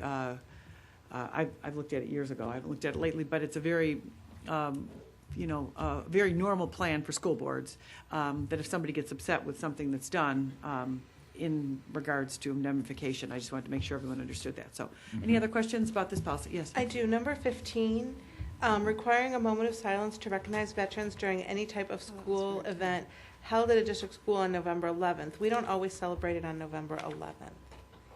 Right. We don't always celebrate Veterans Day on Veterans Day. Well, because if it's on a school day. But this says specific, Yeah. so can you, you Yeah. don't have to be Or respectful just on when- November 10th? I mean, it just. Recognize veterans during the Veterans Recognition Ceremony. Which begged a bigger question to me.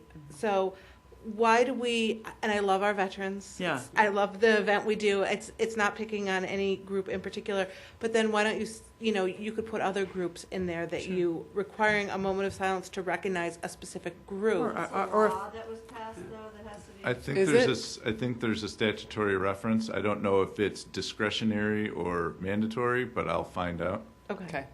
That was like the bigger concern. well, it's was- the whole moment of silence thing. I think that's the sensitivity. Yes. That's that- the thing that tends to happen when you get these kinds of things that are specific is that there was a law that was Right. passed, which is really easy for them to do, especially when they don't have to pay. So I'd like to see when celebrating our veterans or something much more generic so that we could actually do that. Got it. Okay. Michael? Well, that was actually part of my question, because the second part was, if I'm reading this, and the November 11th thing struck me too, but it says during any type of school event held at a district school. So the way it's written, it doesn't require an event. Is that correct? Because I don't think we do a lot During in our any elementary. type of school We do event it at our- held at a district. Some of them we do. I've been to one, but I didn't know all of them did it. I think they all do. Now they do. I think they all do. Because I know the assembly we went to, I mean, Right. there was no moment of silence, and I'm not sure it's Oh. appropriate for a kindergartner Right. who doesn't know what a You're moment only of hoping silence there's a is. moment of silence. Well, they were very respectful, but, Yeah, I mean, that's right, something for right. older kids, and, you know, Who gets them, who doesn't? I think I'm with you. playing taps is just as good as a moment of silence, but that's all different. The first thing I'll do is find out the statutory language, and then Yes. I'll look to Thank see, you. short of that, what would be an appropriate revision based on the feedback. Got it. Okay, good. Kristen? I just had a couple of questions about the two areas where, well, the two that I'm noticing that are crossed out. In number 10, when we make the change to making it our duty to approve school improvement and district improvement plans, we take out when they are required to be developed and revised. Does that mean that whether or not they are, it's always our duty? Or does that mean we always want to do That's what you them? would be agreeing to, yes. So we're basically giving ourselves more flexibility that even if they aren't required I don't think developed that's or really revised? necessarily more flexibility. It's stating basically that whether or not we're Not more required to, duty. you're going to do it. Right. So, Right. yeah. Okay. And then with regard to number 15, where we put the moment of silence Mm-hmm. in, and we've taken out visiting district facilities, Mhm. why did we remove that part?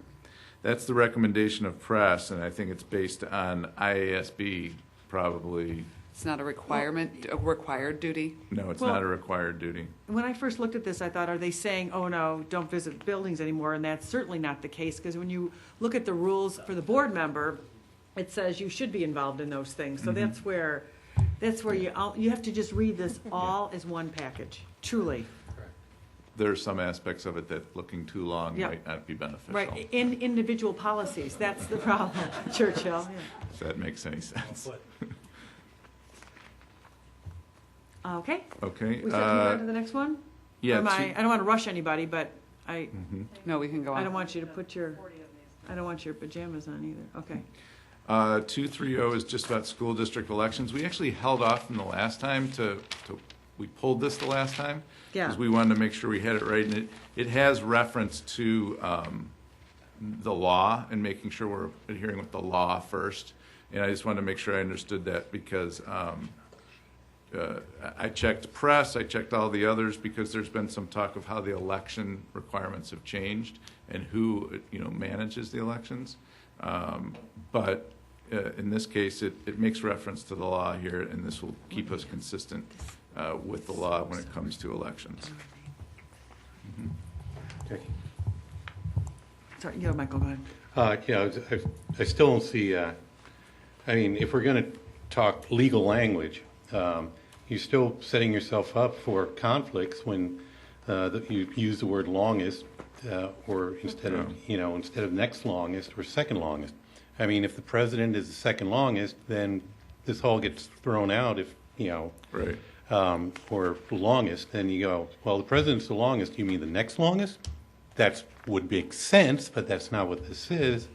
So, I mean, just because we get advice from press doesn't mean it's always good advice. And the other thing is, if it's a law, I get that, but if it's no kidding a law, because there are obviously lots of dumb laws, but Actually, we had, I'll be honest with you, we had made a correction to this the last time this came up, but because we didn't put it forward, I didn't include the correction here, so we have that correction ready to be included. this one earlier this morning, right? This is, yeah, well, we'd pull it or we'd revise it for the next, for Yeah, next time. go ahead and revise it. Yeah, because we did have the revision before, but then we had pulled it, and that's so. fine. Yeah, okay, good. Yeah, got it. Because I knew we had this discussion before. Yeah, Yes, we did, we did. When we pulled it before, I also asked about the date in April. How you choose one religion's holiday. We're just going over our diversity plan, like L. Ron Hubbard's birthdays. If you're a Scientologist, no, but I just looked up holidays in April. I mean, it's like, so how do we choose one religion and one holiday, but not? Okay, yeah, so press Why- recommends it because it always, it's the one that, with Has all the due respect most to Mr. likelihood Hubbard, it's the one that comes up repeatedly. So that's why press chose it. So certainly, I think that the danger is if we ignore it and don't put it in there, then we'll run up against this every time Passover does conflict with the election. Well, I mean, because I do remember this coming up before, and, you have to read it again, I think, because I'm not even sure why it's in there. It basically defines when the consolidated election is. Correct. It doesn't do anything for us, so I'm not even sure. Correct. Yeah, I don't We even know don't. why it's in there. It's Why don't just you saying, end oh, with- by the way, End on the consolidated election, Exactly. and it's done. yeah. Are we ever not at the consolidated election? Just end after election. Yeah, I'm not sure why it was added, except Because they to, didn't used to be when Debbie got elected in September. yeah, but it's state law. We don't Right. pick the consolidated We don't election pick when the date. election is. Just say we're done at the election. I mean, I thought it was weird it was in there, but when you read it, it's just defining when the state is going to have their consolidated election. Right. I think like with many policies, we do have policies that mirror or reflect statute already, and it's very easy to clean it up and just make reference to the statute, so that's what we would do here. Right. Yeah. Thank you. Okay, so we're ending it at Election. election? Is that the? Which election? The consol. Board members are elected at the consolidated election. Mm-hmm. Okay, I just. yeah, right. Kristen? Just one other question. I know that there were, I think you said this, but I wanted to make sure. I know there were a number of changes to the duties that the board secretary has to do. She doesn't have to do quite as many things, right? And I'm still talking about I'm on number 3, the board election. secretary serves as, but we still need her to be the local election official. I Right. know she's removed a lot of her duties, but we do still need her as the local election official. I don't see where her duties changed after what I read. Well, didn't you say that there were a number of changes? No, the way, no, the Didn't pan statutes out. changed as Right. regarding some things, Right. so. But we still have to have Yeah, you still have to, yes, okay. you still do, That's but all I'm asking. the statutes changed as to how some of the. What their duties election- are. yeah, mhm. Okay. So we're And what okay they're with not. 8.06? And again, if you feel like there's been a little bit of a rush, don't worry about it. You can ask Kane offline, Okay, Mhm. no, we gotta go. Yeah. We're on to, 2.80. 2.80, right. We're on agenda item 8.06, policy Right. number 2.80. Yes, 2.80 states the actual oath and then puts the code of conduct as an exhibit to accompany it. And it simply embeds the oath in there, in the policy itself.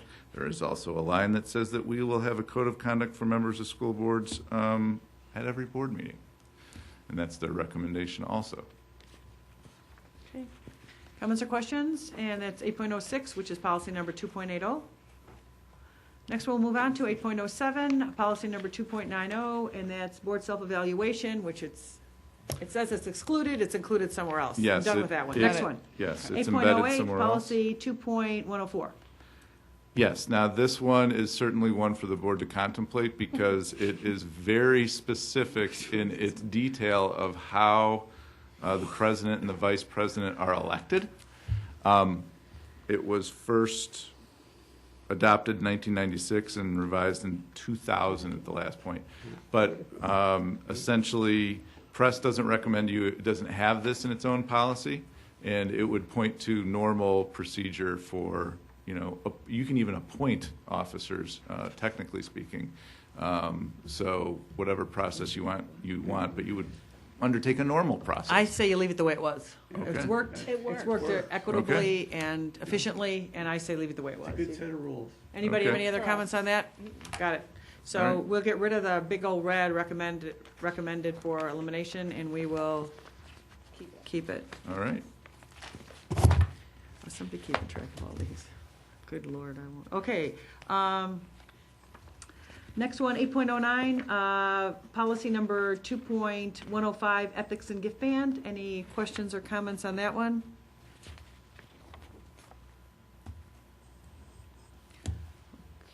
Okey-doke. We will move on to 8.09.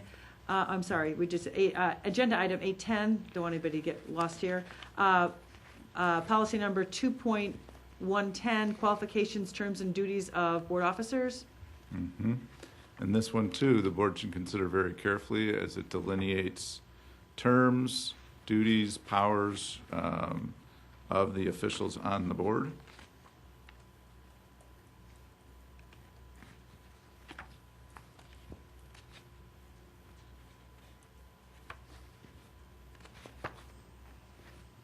The biggest substantive thing I recall in this one was instead of next election, it's a 2-year term. Mhm. Or the option is leave it the way it was.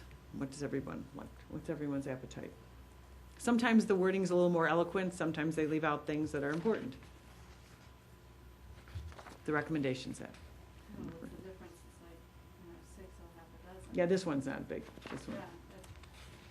So did we set in our, I'm sorry, the one that we just kept, did we set the exact time? The one we kept. The one we kept, where we on just talked election- about the No, it's on only if electing somebody president. brings it up again. No, the old one is the old rules here. You bring it up at your next election. Yeah. That's Terry and I were put into these spots under the first policy you're seeing here, which means the next election. Now it's changed, what I'm saying is one of the most substantive things was every 2 years. Which is the same, Right. as long as the first one puts it as long as the process that we went through was after the election. Yeah, well, that's what we're under right now, Right. so it wouldn't change. It wouldn't change. Does it need to be for 2 years? I mean, what if we wanted to change after a year? What if, Oh, you can change after a year. but it, You could- The other policy but that allows you, doesn't, Yeah, the other policy does allow you, a special election can be held 1 year after the previous election. Right. I like having that flexibility. I mean, what if your life changed? You know, what if Absolutely. something, So it'll But you- stay in place. Right. Yeah. It's, the process stays in keeping place. the other He's just policy, saying, so that's not going to change. this would be either way, it would still Right. be a 2-year term. You could have the opportunity to Right, change to the absolutely. one. And but I like the word next election because sometimes our elections are, like, they changed it for, when did they change it? They moved it back into March one year or in early? Yes, they did. When So, they changed the so primary. would that It was the mean, primary. I don't know if it was so, consolidated. right. might So not be 2 years, 2 years holds us to a number of days, whereas just until the next election gives us the flexibility, because, Except we don't do it until the organizational meeting anyway. But then you'd be, But it's still an election. but then that would be a problem with 2 years, because like I said, I wasn't seated until way into May. Right. And so then you would have had to decide, because the election was over in 2 years, or 2. Well, you have to wait for the final counts to be, and Ann has to get the It final still counts. says 2 years. Right, no, I understand. I guess my question, and you brought it up, is what Is it problem better? are we trying to Right, solve here right. with Yeah. the change? I think the press is trying to probably address issues that it's seen arise in other places. Right.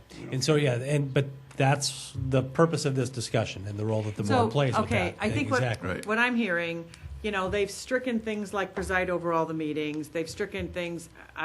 What we're saying, I think collectively, we like what we had we liked what we had before on this particular policy. So Okay. we'll leave it the way it was, 2.110. Leave it the way it was. Is that consensus? What are was there anything that they Hold on a second. added? Leave the policy as was, verbatim, just the one line. That's Oh, wanted to be just that clear one line. about that. Oh, okay, Thank sorry. you. I forgive me. Okay. So just that one line about the election. Right, so strike the 2-year term part and keep the part that says serve until the next election of the president? Is that- Right. Okay.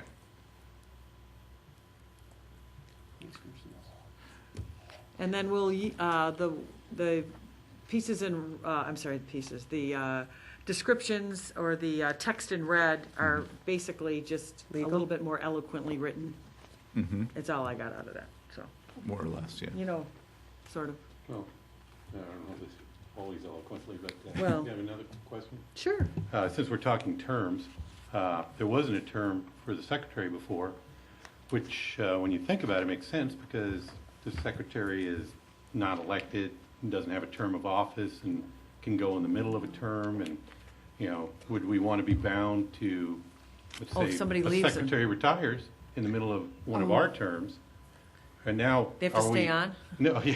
Or do we have to hire? Can be, like Brad. Some boards have actual elected secretaries. No, no. Not everybody I'm has talking the about the community, but this says, we elect, I don't have a problem with the election part. That's not a problem. It's a 2-year term, because the secretary can retire, for a 2-year term. No, we took her a 2-year term out. Out of all these, secretarial, we haven't gotten down to secretary yet. And we have treasurer to go through, too. And secretary doesn't talk about elections. Oh, sorry. So we added the election part too. So my question is, why did, we do elect her because we have a vote. Right. But secondly, why is the 2-year term there? I don't understand. Because there could be problems. If Why limit secretary were going to ourselves? retire, at the end of the school year, 3 months after the election, do we have to hire a secretary for 2 full years and throw off the cycle, or what? Why is the 2-year in there? is what I'm They were asking. doing it to be Just take- consistent with the other 2-year terms in the assumption that it was an elected board member who Right. was also then elected as the See, secretary. but that's where, if you follow guidance that doesn't apply to us, it Yeah. just confuses the issue. Right. It does press, the purpose of this is basically a review of policy and to look at what is the best recommended practice out there according to press in order to illuminate what we understand about our own policy. Right. So, Yes, we do have. So can we get rid of that again? The 2-year. yeah. I'll make it consistent across the board for all the positions. Thank you. And the treasurer has to be 21. So Brad, do you have an identification for us on that one? So, did you see that? Yeah, I saw that. Mhm. Yeah, Yeah. but he can be on the board if he's 18, but he has to- Can't be treasurer. can't be treasurer, though. Okay, so, Okay, I'll make those changes as suggested. right, oh, yeah, exactly. Yeah. Right. I just thought it was funny because it was Brad. Okey-doke, we're moving on to agenda item 8.11, policy number 2.120, board member development. It outlines the required training for board members and also includes the self-evaluation language in the policy that was suggested for elimination. Right, and brings up the new Open Meetings Act and, yes. I have a question on this one. So in the red, under the mandatory board member training, it says each board member is responsible for his or her own compliance with the mandatory training laws that are described below. But I don't think that's true because it costs us money and we turn those expenses in, is what I was thinking on this. So it's like. What do you think about financial responsibility? Yes. I can't remember which policy. There's another policy that identifies that you can be Compensation. reimbursed for Reimbursed. that Okay. training. Perfect. Yeah, But you're responsible to get the training done. done, right. Perfect. And just another question, I know we've talked about this, about it being on the website. I've seen it on the website. I just can't recall right this second where we've decided to put it. It's right in our bios. It's in our bios, just so the world knows. I know I've seen it. Sorry about that. That's okay. It's in our bios, who's taken which, and we're all up to date. Thank you, Ann. Okey doke.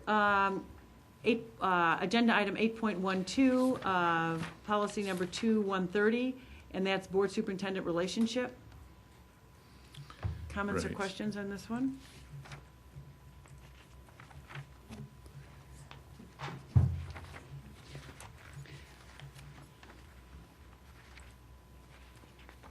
This moved on to a different one.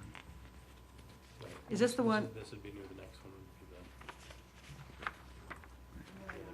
Yeah, sorry, I was looking at something else. Agenda 8.13, policy 2.132, evaluation of superintendent by the Board of Education. 132 is the agenda item, and it's changed to .2134. They did this on two of them. Yeah, it gets a little convoluted. Right, so at this I'm point. reading our agenda item, Susan, just so you're not mixed up, but it changes the it's changed agenda item. Okay, any comments on that one? I had a question. It said somewhere in there, am I on the right one? It's 2.134 is the one you're reviewing, that's the current policy. Okay, I'm reviewing 2.132. I am too. I didn't quite get going. And that moved to, that one now is So- 2.134. Are we at 8.12? So this one just moved? We're at Yeah, 8.13. there's apparently. I got this. Yeah. We're at 8.13. Okay. No, stop. Okay, we're on 8.13, and it's Okay. policy 2.132, but the new version of it is 2.134. Correct. That's, yes. No, They were the other way confused, around. we skipped 8.12, didn't we? So maybe, why don't I read it this way? Because it does get a little convoluted. Okay. Well, it says 2.134 is current policy. Oh, I'm sorry, Recommended Michael, you're absolutely right, I said it elimination. backwards. I am sorry, I said it backwards. 2.134 was eliminated, that's why on Ann's board agenda, it's 2.132, because that's the one we're going, that's the new proposed one, that's the one we're gonna vote on. I am so sorry. That's the old one, 2.132 is the new one. 130. I'm sorry? And the previous one, 130 and 134 are going to be eliminated or combined Combined. into 132. Yep. Is a better way to describe it. Yes. So we're looking for any comments or questions on 2.132, Board Relationships, Evaluation of Superintendent and Board of Education Policy. And it is on the bottom of 8.13 is the agenda item. You scroll down. Got it? Sorry, who's on first? We got it. Okay. Michael? Well, my question is, you changed the title to saying Board Relationships and Evaluation of the Superintendent by the Board of Education, but the new proposed policy, the new 2.132, really doesn't talk about the relationships at all, at least not like 130 did before. Obviously, that's intentional, or, I mean, was there like one sentence in here or something? I mean, there was a lot of philosophy Yeah. in 130. Correct. And this is, I mean, this is half quarter the size of 130 alone. So, I mean, it's, Right. I'm just questioning what the So. reasoning was. If And you don't say look at precedent. the 130, there are a lot of things about roles. Right. Right, that are really in other places, with the exception of the superintendent role, okay?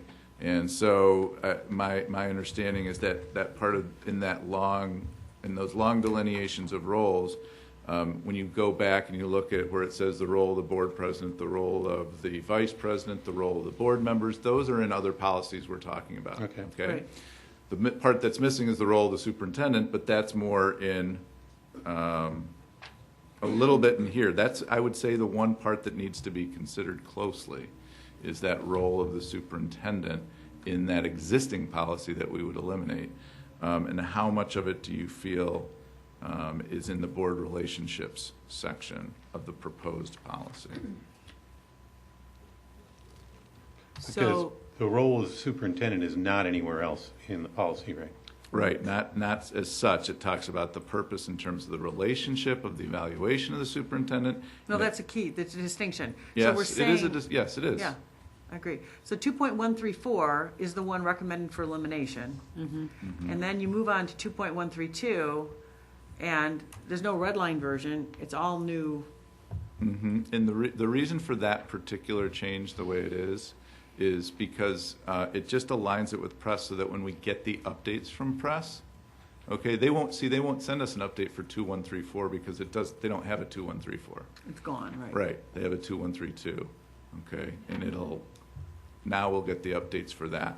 But it also does, yeah, so that's the reason for that. It talks about the purpose of the superintendent and the evaluation of the superintendent, per se. And you can see in some things in there, they're embedded points, but you already had those. So the big piece that I would suggest is to be considered is the section in 2.134, which is eliminated.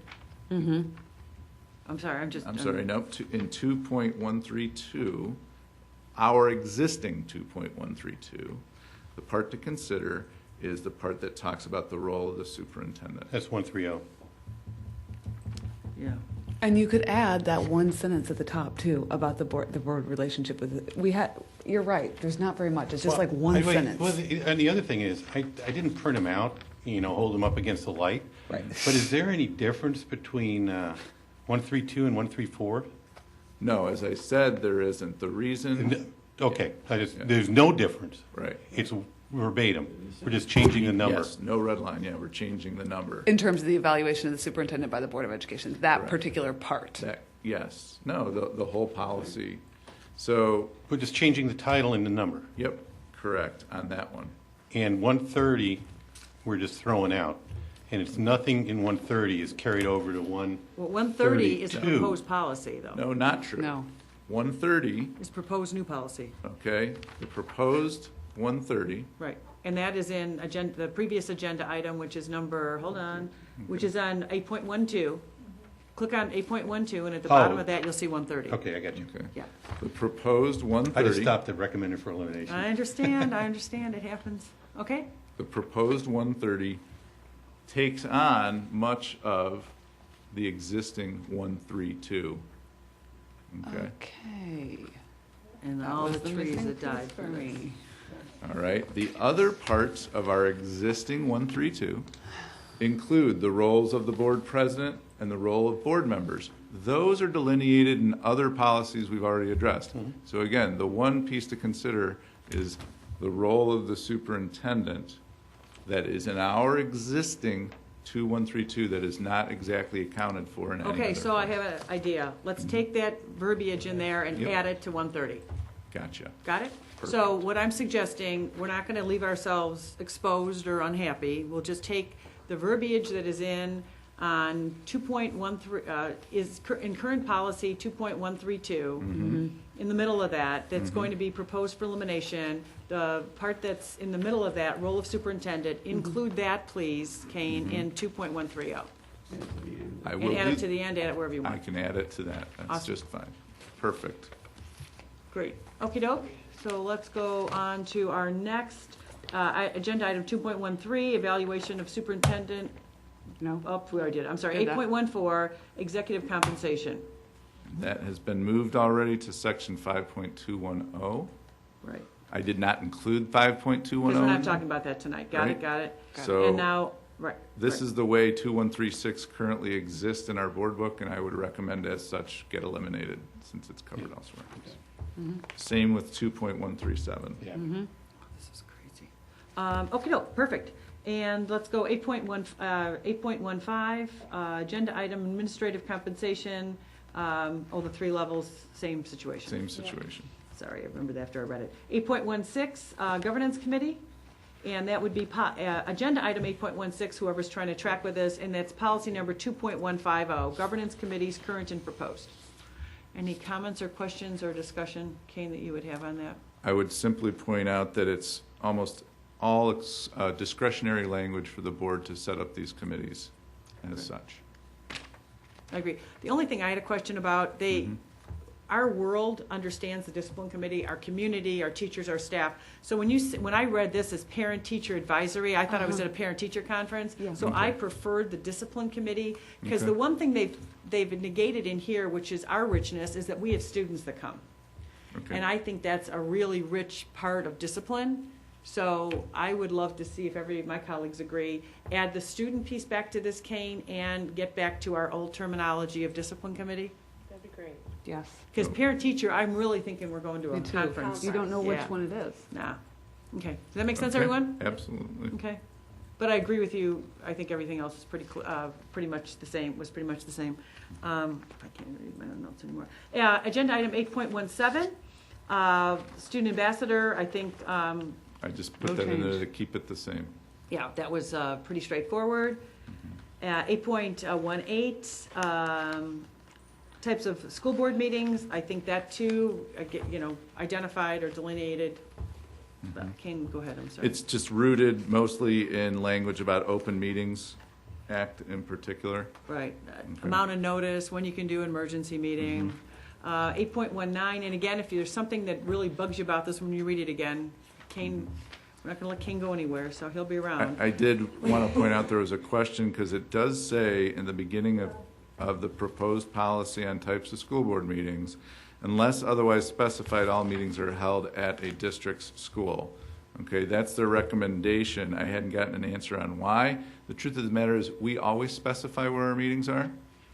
So we can go back to district office, or we can I simply. think we put district office. Yes. Let's put That's what we district do. office. It's too confusing to say that they're held at a school. District building, because it could be. It doesn't have to be a district building. Maybe in the district. But it says unless otherwise specified. So unless otherwise, We already specified, so I Yeah. would say district building, or district office. District's main office is what's current. Okay. I will bring it back with that. okay, great. Next, access 8.19, agenda policy 2.250, and that's access to school district public records. And this is largely, almost exclusively, a result of FOIA updates in that law. And identifying who the FOIA official is. How and it's all that. handled, procedures, costs, things Right, like that. Right, $10 an hour, no, okay. Policy number 8.20, annual review, 5.10, equal, EEOC, equal employment opportunity for minority recruitment. I would just simply say, I know Kane can speak to it, this was updated and reviewed last year by this board also. 5.10 and 7.10. Okay, Susan? So I would like to recommend that when we look at that one, that policy, and you go to the bottom, wait, It says under minority recruitment. under minority recruitment, under page 2 of 3, the district will attempt to recruit and hire qualified, because I looked in our other policies, and under our other policies, under 5.30, under hiring process and criteria, the district hires the most qualified personnel consistent with budget and staffing requirements. So our current policy, and we don't know of a change to that, so I hate to make a change to make a change. Quality minority employees. Well, it should be consistent with our regular. Qualified, yes. It should be consistent. That's all I was asking for. You can check with the. Yeah, we'll That's check. Make sure they're not going to strike that one when we get to Yeah, that. that's under 5, semicolon 30. I got, Compliance with other yeah, policies. oh, Yeah, I I'm like sorry. that too. 5, Yeah. semicolon 30, where it lists the. Susan, which one hiring is it? process. 30. 30. Okay. Hiring And, process and criteria. and what I heard, comment, which I think is, reference this to our regular policy. Compliance with the other policy. Compliance with the regular Yeah. policy, and then you haven't been Right. derogatory in Inconsistent. any way, shape, or form. You've Exactly. been consistent. It just was consistency. Absolutely. Right. One standard. Right, one standard makes a lot more sense. Okey doke. Agenda item 8.21, annual review of policy 7.20, equal educational opportunities. This also was reviewed by the board, revised by the board a year ago. Okay. And nothing new from No press new- on that one? Oh. Okay, No. sounds great. Thank you, everyone, for your patience with that gymnastic act that we just went through. And schedule of event, I'm sorry? Yeah. Schedule, well, did you have any doubt? Okay, schedule of events. We're getting wrapped up to the summer routine now. So please, and thank you again, everyone, for putting the agenda items on here and sending evites to us. I think we all really, really appreciate that. And with that, I will entertain a motion to adjourn. Oh, never mind. No, we're not. We're going to stay in open session. We are going back to closed session for purposes of employment, appointment, employment compensation, discipline, performance, or dismissal of specific employees, and collective negotiating matters between the district and its employees, litigation when an action against, affecting, or on behalf of a particular district has been filed or is pending for court or administrative tribunal. And I will ask for a motion. So moved. Second. Roll call. Wanke? Yes. Yench? Aye. Crotty? Yes. Price? Yes. Romberg? Yes. Fielden? Yes. Fitzgerald? Aye. Motion carries. Thank you. And we will not have anything to report after closed session.